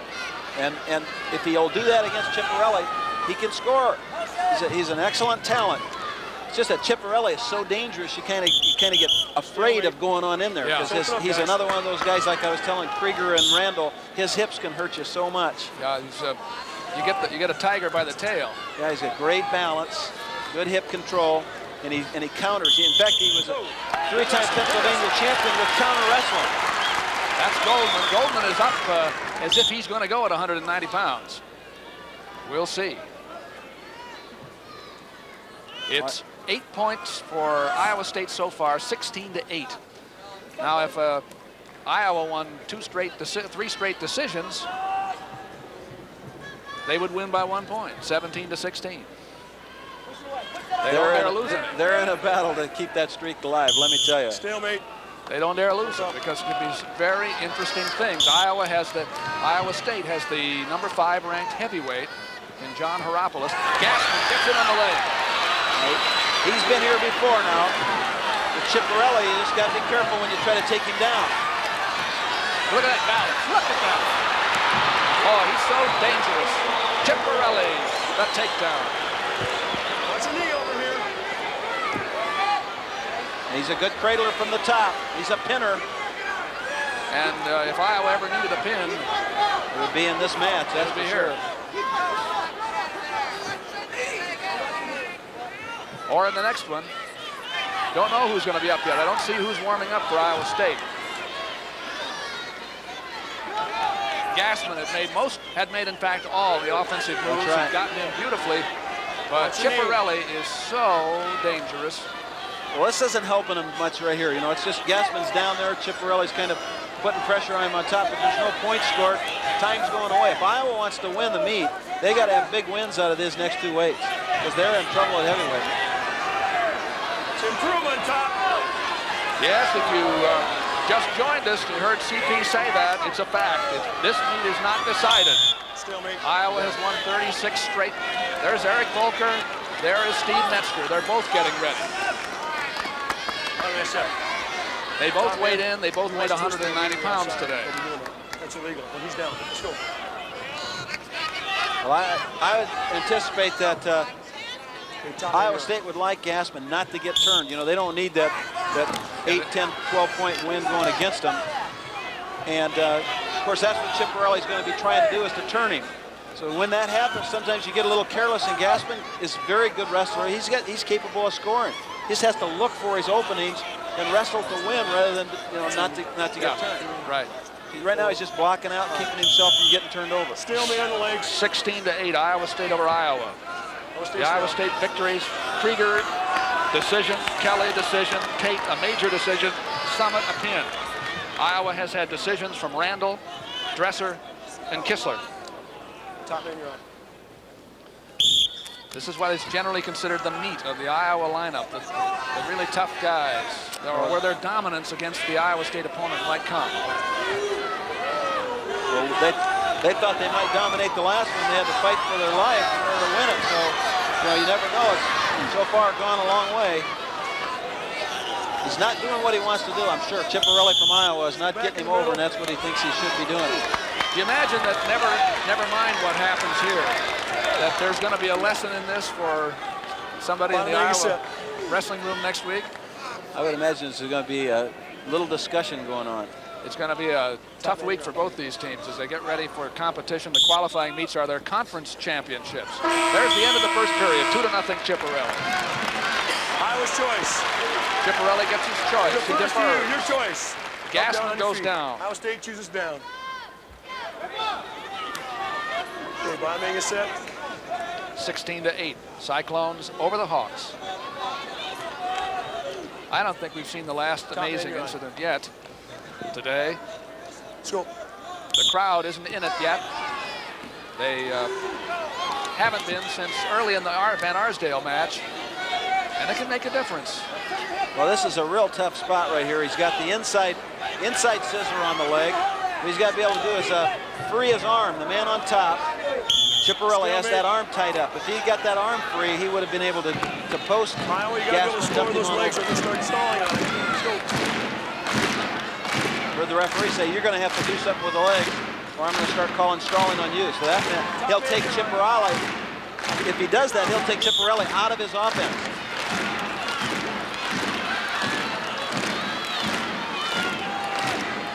Chipperelli manages to get the legs in again.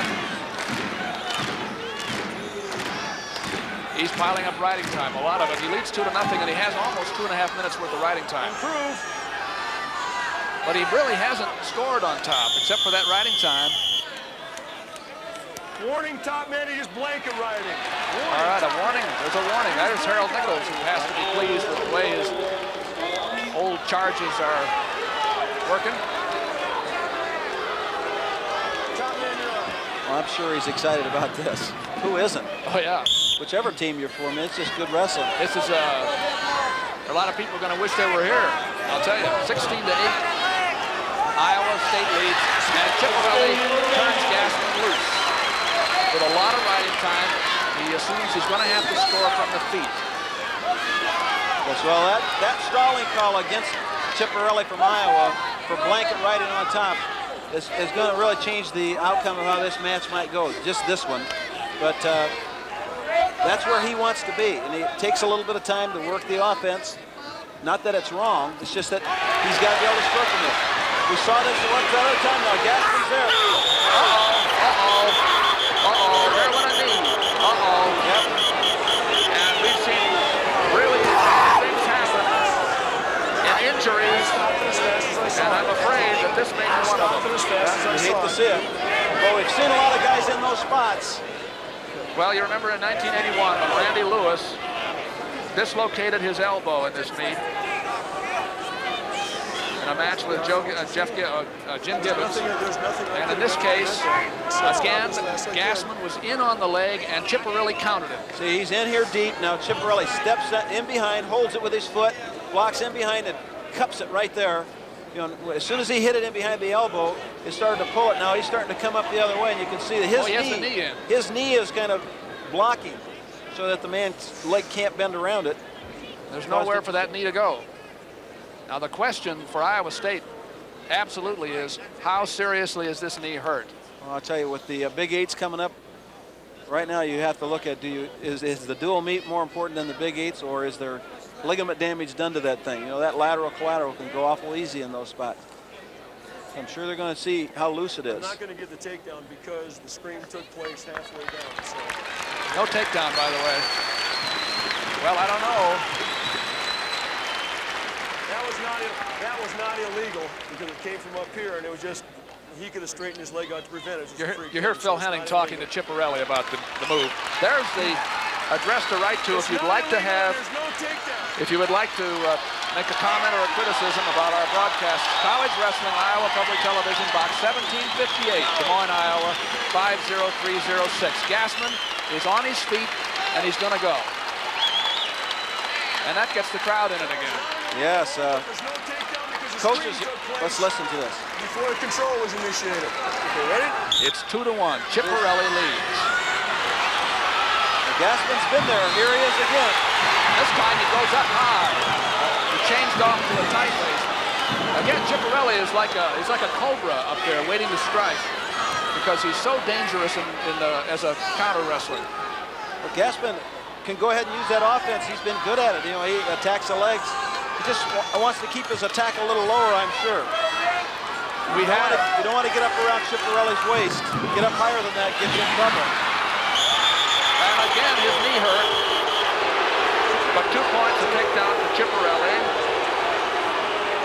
And injury time is called again. Boy, they don't want to take this thing too far. They don't want to lose 6 points for a default. Gassman isn't going to let him. Well, let him instinct says go ahead and wrestle. You know, I mean, you see boxers get up from being knocked out and they think they can go back and box. And he's a good athlete. And he just feels like he can, but when they start to take a look at it, maybe they'll find that pressure point. Here he is, snapping him down, starting to come in behind him, and he just catches outside. See, and Gassman trying to counter him. Oh, boy. But it isn't against the joint. No. See, it's just sideways. Yeah, but when it's hurt, it hurts. That's again. right. 7 seconds to go. 7 seconds to go in the second period. Ciparelli is leading by 3. Well, just hit a spiral right there and attempt to stop him. All right, now we got 1 period to go. Iowa State leads Iowa 16-8. We're at 177 pounds. We have Goldman. We don't know who's coming up next. It may be Goldman, it may be Volker, it may be Metzger, it may be Raleigh Kane. There's going to be some coaching strategy here. Ciparelli goes on the bottom. Now, Gassman likes the leg. I think that's his good leg is the one that he's trying to protect. Ciparelli took the down position because he thinks he can score. It gives him 1 more point. Gives him an opportunity then to come back and maybe get that major decision. That's it. And out comes Ciparelli. Leads 5-1. It's important. Every point matters here because the meet is so close. Takedown for Ciparelli, 7-1. Now, he might be wise right now. Just cut him loose. Unless he can turn him over, just cut him loose because he's been penalized in this position. Gassman's just basing out, trying not to get turned. And he has a riding time. And so if he were able to get out and make another takedown, it would be a major decision. Gassman against Ciparelli. There's Rico. Only a junior. Well, he's wrestling as fresh as any of the guys on the team so far have. It's like he understands what's going on, what he has to do. Staying with it. And he does let the escape go. It's 7-2. It's actually a 6-point difference because Ciparelli will get a riding time point. And if the takedown comes, it's an 8-point lead. That's major decision territory. However, Gassman has not been warned yet. Well, he was the offensive wrestler almost the whole match. All of a sudden, he just stopped doing that. A big takedown for Ciparelli. It's almost like he's decided that if I can just keep it within 8, you know, instead of going ahead and hitting that offense, that's when he was so dangerous. 9-2 is the score. Ciparelli, with riding time, would have a major decision. That would make the team score 16-12. And then we go into those last 2 matches. Well, he's got 45 seconds. I wouldn't be surprised to let him go right now and try to get another takedown. Well, he hasn't done it. Maybe he's going to try to find something, and yeah, like that. And, well, he might just try to finish. Now it's 9-3, a 7-point difference. And here's the place where Gassman needs to go. It makes a difference of a point in his team. Unfortunately, he's going to lose it again. And now Ciparelli definitely has a major decision. 11-3. He's had 3 takedowns in this period. Well, Gassman slowed down. Now maybe the knee caused that. But I think it's more mental. You know, he's trying to keep the thing close, and then all of a sudden they got away from him. He kept on wrestling on the offense. Don't know how badly that knee's hurt. We sure hope it's not too bad to keep him out of the Big Eights. And it's an 8-point difference with riding time. As soon as there's pressure on that knee, Gassman goes away. He's trying to stay loose with that knee. Chipperelli would like to get some back points maybe. But the match ends. Riding time for Chipperelli, and it's a major decision. 12-3 for Rico Chipperelli over Gassman of Iowa State. And so the Hawkeyes have won 2 in a row. And here comes Goldman. He comes out first. He doesn't have to do that. Well, he Who's going to wrestle? It's going to be Volker. It's going to be Eric Volker coming out for Iowa State at 190 pounds. The first time out since he wrestled against Goldman last time. Boy, you don't think there's electricity in this hall, because Iowa State still leads by 4. And we have the heavyweight match, Hierapolis against Sindlinger, still coming up.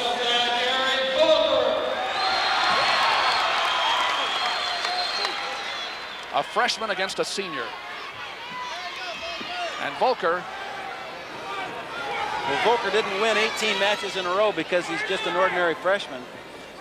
And he's an outstanding competitor, and is out here now apparently because the coaches feel he's ready and they want him to go into Big Eights.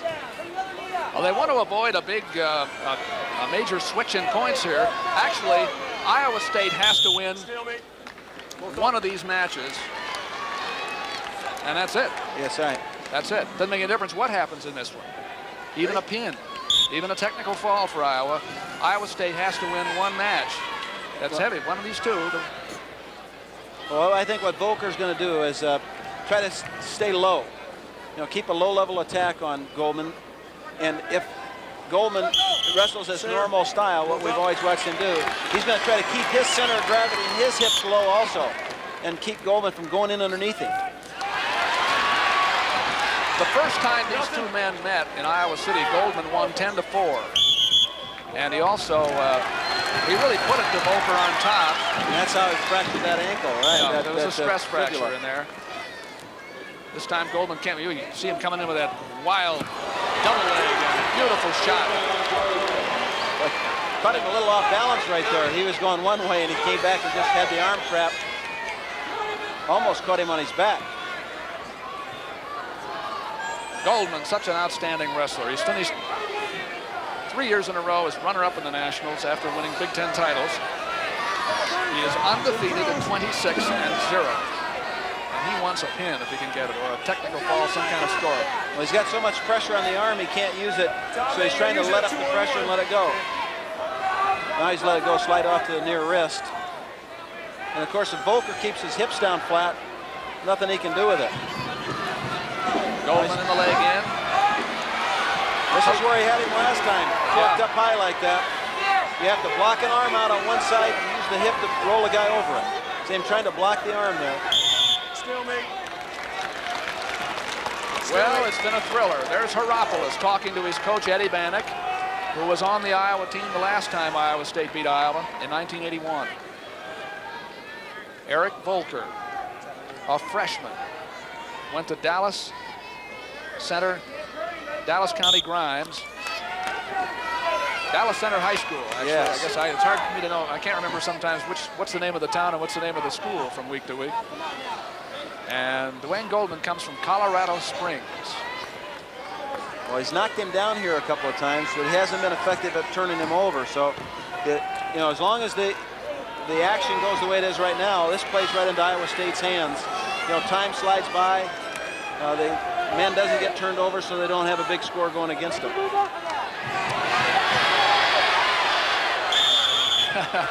Crowd got into it a little bit when Goldman went back on the foot. 2-0 Goldman over Volker. That's Gibbons. He's about to experience a first real big win of his life. I mean, he's had some big ones, but well, if he can get it, it's possible. Yeah. It's awful close. 16-12, the Cyclones over the Hawkeyes. We're at 190. Goldman against Volker. Well, he's got the thought in his mind right now, so you know, it starts to be the strategy. how do we do these next couple so we can get this thing done? You see, right now the elbow, Volker's elbow is what's keeping him from going over right there. It's the elbow. See it underneath Goldman. That's what he can't take. And here's that leg being used. That's what people don't like that. End of the first period. Goldman 2, Volker nothing. The choice belongs to Volker. Well, we'll have some memories of our college wrestling season for you to look at here after the meet is over, and we'll also take a look at the people who are behind the scenes, running the cameras, and turning the dials, switching the sliders, moving the sliders, and telling us what to say out here, because we're CP and I never say anything without having it checked out first. Eric Volker goes on top against number 1 ranked Dwayne Goldman. At the whistle, Goldman comes to the feet immediately. Takes him right out of there. We're at Hilton Coliseum, Iowa Public Television, and a big finish to our 10th anniversary college wrestling season. Iowa and Iowa State. The Cyclones still lead with just this match and one more to go, 16-12. You see, he was the outstanding wrestler. That's because he beat the defending national champion Chade in that. And some other people, too. And a group of others. So he got that cross. What he's got to do is keep the hips high. Take him out. Eric Volker. Gable's experienced this before, hasn't he? Both here at Hilton and at Harvard Cockeye. Well, you know, there's a part of him. He doesn't. I know that he loves to see this meet become a big meet again, but he'd like to win it. And a couple of things going on in his mind right now. One of them is, how do we get 2 straight wins out of these people? Goldman needs to win, and the heavyweight needs to win. Too high. He's in trouble right here. An escape. A lot of power.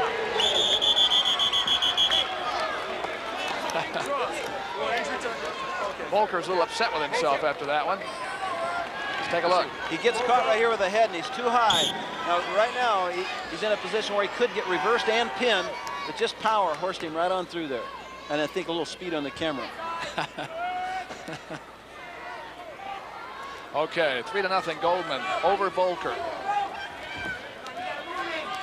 So he takes his offense away when he holds him in there.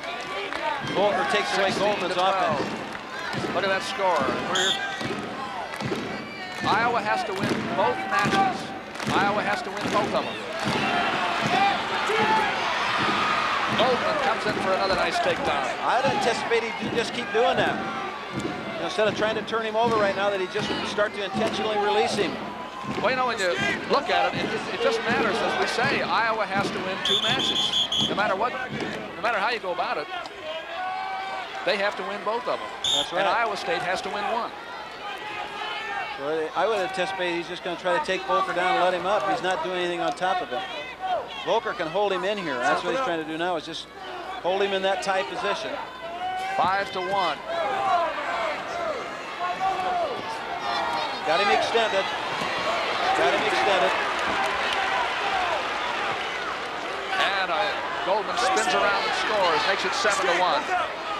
7-2 after the escape. 9-2. I'm sure conditioning is tough for Volker coming back, and they took a chance when they put him out here. Oh, that's true. And plus, it's tough to start with one this big. Yeah. You go a month off, and all of a sudden you start with a guy that's yeah. You see, who was a machine? Yeah, who was the last guy I wrestled? Well, it was this guy. And it's a big lead for Goldman, 9-2. The Hawks have won 2 in a row. Choice. Whose choice is it? Mark Sindlinger is going to wrestle for Iowa at heavyweight, and John Heropoulos for Iowa State. And as it happened so many times in the past, this meet comes down to the heavyweight match. And it's fun, I must say, to have it happen. That's right. You see the picture there of Coach Gable, and he's not sitting passively in the chair anymore. He's up and getting some instructions here. Well, it matters if this team can win big. They've won 3 in a row. Iowa State has not had anything happen here to their advantage since 158. That's going to be tempo now. Goldman's going to try to really establish a tempo on Volker. 9-3. He has riding time, so it's an equivalent of like 10 to 3. And what he wants to do is not let Volker hold on to him.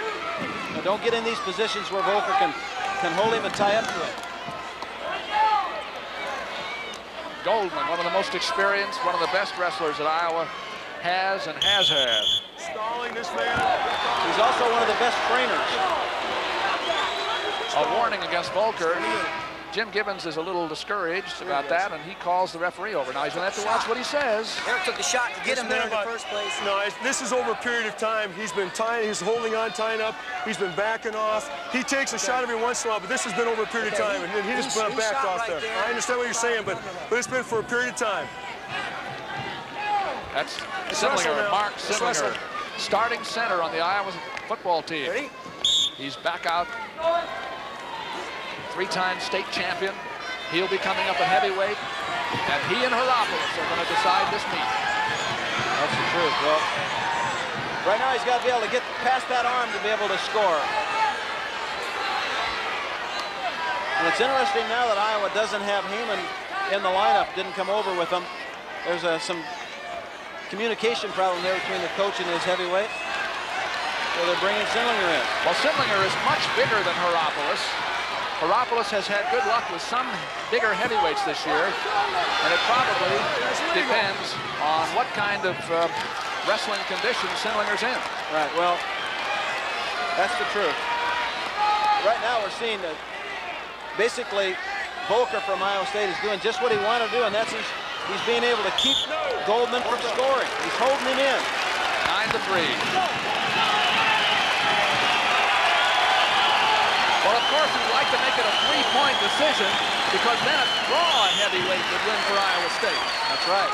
That's why this takedown that Goldman wants is so important. They can't afford to let him tie him up like that. There's just one arm blocking him. And Goldman gets it. That was a big takedown. Oh, such a big one.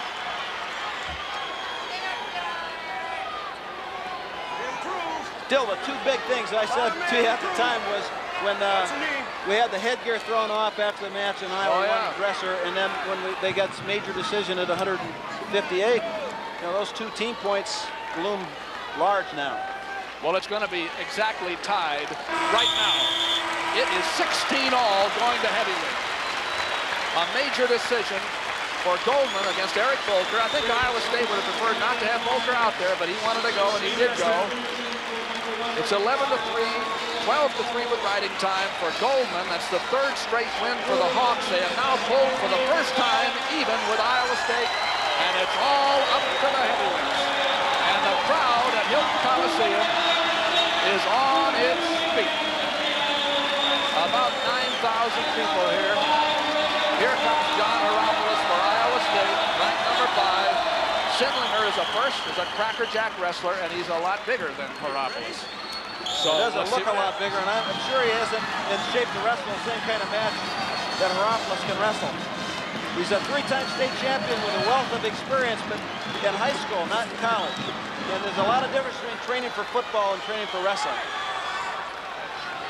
What will happen?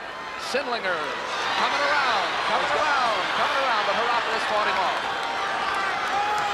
You can neutralize Heropoulos, but it's hard to be able to take him out of position because he maintains, look, there he's back on his feet, maintains good position. Now there's going to be a little coaching in this match. Yes, there's going to be a lot of excitement, but Heropoulos has that low-level attack, has the ability to get in there and shoot those outside shots so he doesn't absorb all the weight all the time. And of course, Sindlinger's coming off an ankle injury that's kind of prevented him from training a lot. But he does have that background that will give him a little bit of advantage along with the size.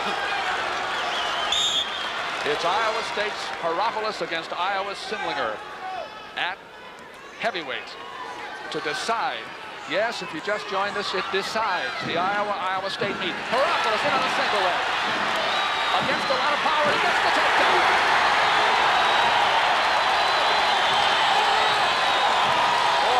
This crowd is up now. I think it's just the beginning, Doug. Here's Heropoulos leading 2-0, riding on top. side. He's doing a good job here, just switching sides, keep Sendlinger from finding him. You can't locate him down there. Now he breaks him down again. Bars the arm. He hasn't been able to get that arm up where he can use it, but Sendlinger is flat. No doubt about it. Now he has it. Well, he'll go over if he can get this. He's got the head block. He's got to be able to take that elbow out the other side. Got the pressure down in the right spot. He's got to be able to take that elbow. Didn't work. Sendlinger is out. That's the danger of it, of course. You know, you either put him on his back or he gets out. He's right where he wants to be anyway. If he got him on his back, that's bonus, because this is where Heropoulos wants to wrestle Sendlinger on his feet. Sendlinger is tough. Big, tough heavyweight from Iowa. He said he was the center on the Iowa football team that went to the Rose Bowl, a starting center. He's 6-1 in his brief season so far. Heropoulos in on the leg again. You see, he stopped the motion right there, but he didn't take him out of position. So here's Heropoulos back with the ability to score. Nice bar guard. And the crowd at Hilton Coliseum is beginning to smell a little blood. Oh, they got the feeling. And Coach Gibbons is leading the roll. He's a cheerleader now. Yeah. There's the end of the first period. And it's 4-1. Heropoulos over Sendlinger. Sendlinger gets his choice and he wants to go down. So, you know, watch the bar guard right here. Watch him come off and block the knee, drive right on through, takes him down. Great technique. Great technique. Oh, the crowd is up again. Been a lot of excitement here. We're happy to bring it to you on our 10th anniversary season of college wrestling, and what a finish, no matter how this comes out. That's right. Sendlinger is dangerous. These are heavyweights. They are tough. And that's what can happen. See, Heropoulos is... He's got the cradle locked up. Here's Sendlinger in a cradle. And this is what can happen. Watch, his hips are too high. Now he gets him off to the side. As long as the hands stay locked, you know, he's got to get Heropoulos broken down on the other side. So he's got to take that outside knee away from him. And there's a lot of time left in the second period. A lot of time. A lot of time. Sendlinger in a good position for Iowa on the top. It's a 16-16 meet. We're tied in heavyweight. Heropoulos has his arm through, so there he's out. Heropoulos. Some thrilling moments. Well, he's got him locked in about the same position. No arms locked yet. And it's if he stays in that between the legs right there, he's got every opportunity to take this whole period away from Sendlinger and maybe turn him over. Got to keep between the lines. It could happen because we're in the second period. It's 6-3, Heropoulos over Sendlinger. A good match. Very good match here at heavyweight, and it will decide this meet because we're tied, my friend, at 16 all. Iowa and Iowa State. Heropoulos listening to his coach, Eddie Bannock. And they're telling him what to do next time. Well, they want him to watch out for that roll. That's what Sendlinger caught him in the last time. He had the deep waist and up on a half. And Dan Gable at Iowa. He hasn't lost a dual meet since 2 years ago, 36 meets. And there goes Heropoulos on charge and again on top. He flattens Sendlinger down, takes the arm. See here, he's blocking the head again now. To really make this work effectively, he's got to scoop the head in underneath him. So he's got the arm out there, but he has to be able to scoop the head with the knee. Right here, you see him start to take the knee. Now he's got to be able to scoop the head in and then block the arm, that elbow out. There's the end of the second period. Heropoulos by 3. Now Heropoulos will get his choice, and he's going to start on the bottom.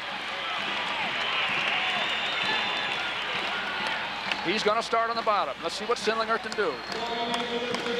Mark is going to have to do something here on top. He's not able to hold Heropoulos down. and he had to let it go. 7-3. Well, here's where Heropoulos' low-level attack is going to be to his advantage. Sindlinger can only win with a throw right now. Heropoulos would shoot that, go back to that low-level attack, take Ray Sindlinger's only chance to win. Like that. Yep, you just got to shoot that low-level attack.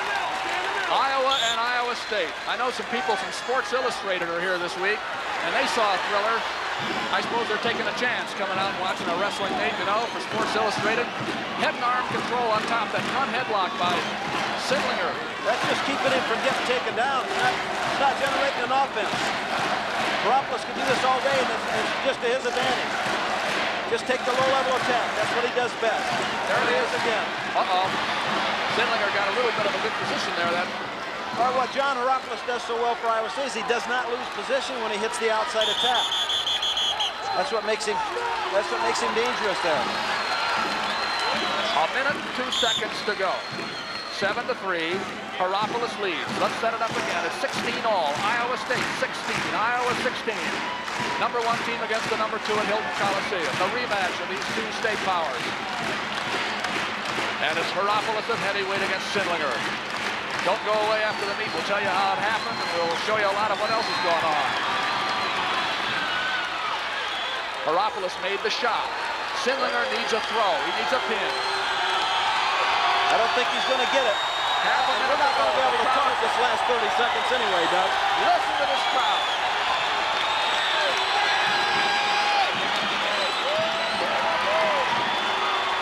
Heropoulos is making the shots.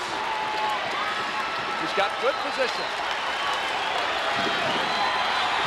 It's beginning to look like Iowa State is going to upset Iowa. You bet. At Hilton Coliseum. And it's counting down. And it's Iowa State, the winner.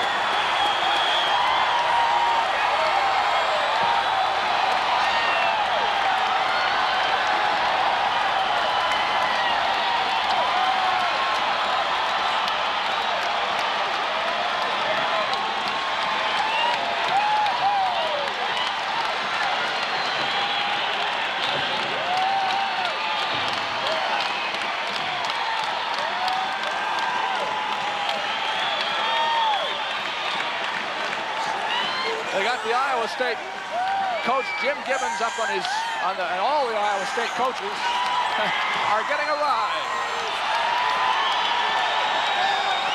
Well, are you glad you showed up or not? I see Iowa State President Robert Parks is out on the mat. He's a wrestling fan, and he's coming out to shake the coach's hand too. Maybe you'll get a shot of him. There he is. He's a big wrestling fan. Eddie Bannock talking with his old coach.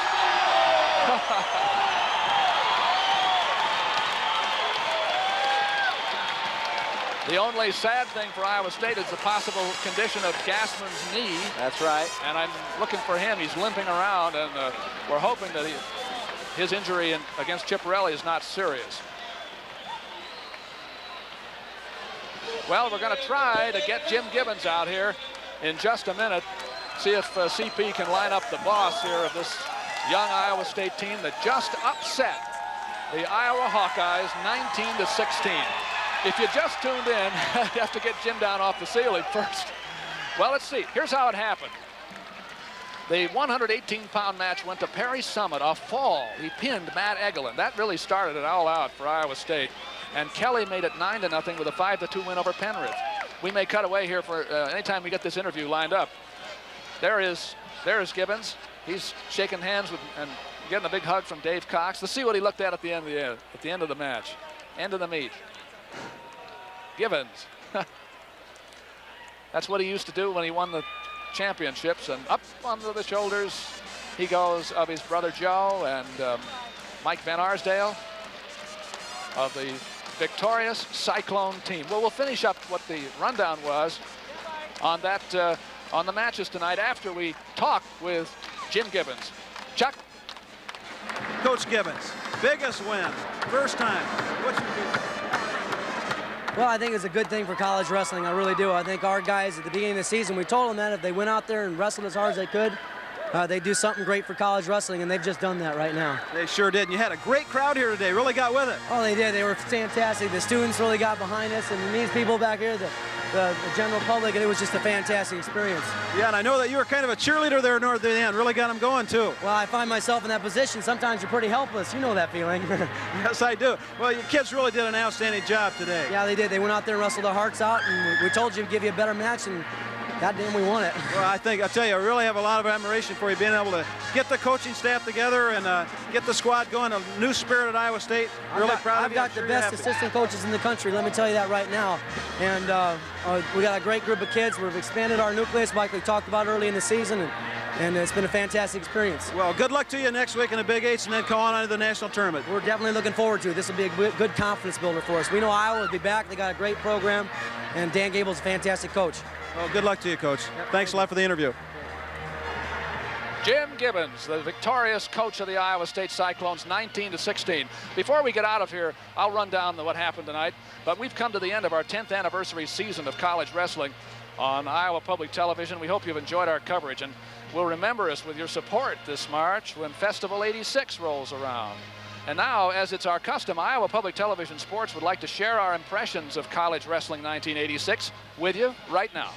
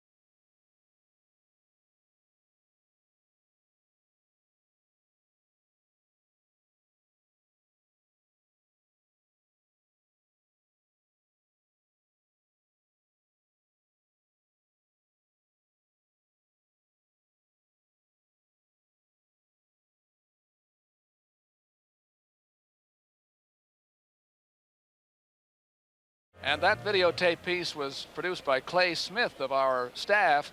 But the memories of this wrestling year really could be wrapped up in that score you see right on the board. 19-16, the first win by Iowa State over Iowa for 5 years. Well, that guy riding high right there will be riding high for quite a while, I'm sure. Very quickly, let's say what happened here. Iowa State got a pin from Summit over Eglin. That was a big match at 118.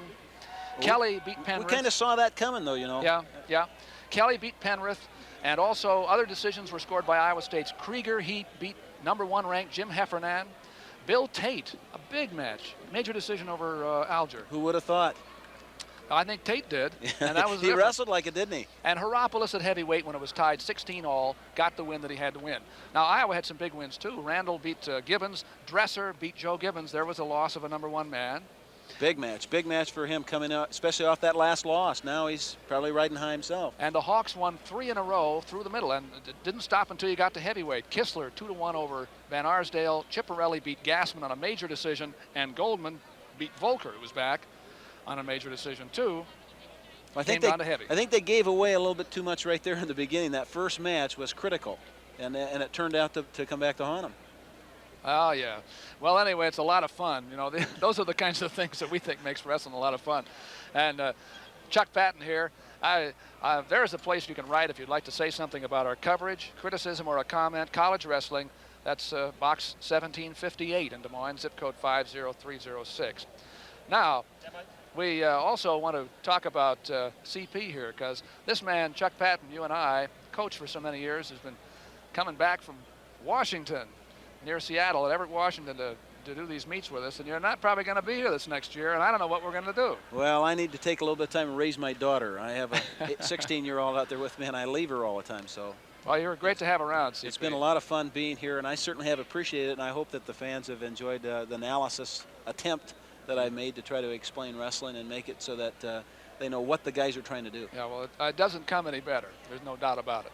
Well, also we want to say thanks, too, to the many individuals at these universities who've helped us this year, have been tremendous assistants, athletic directors, sports information personnel, coaches, facilities managers. We can't name them all individually because there are so many, but please accept our sincere gratitude for a job well done, one and all.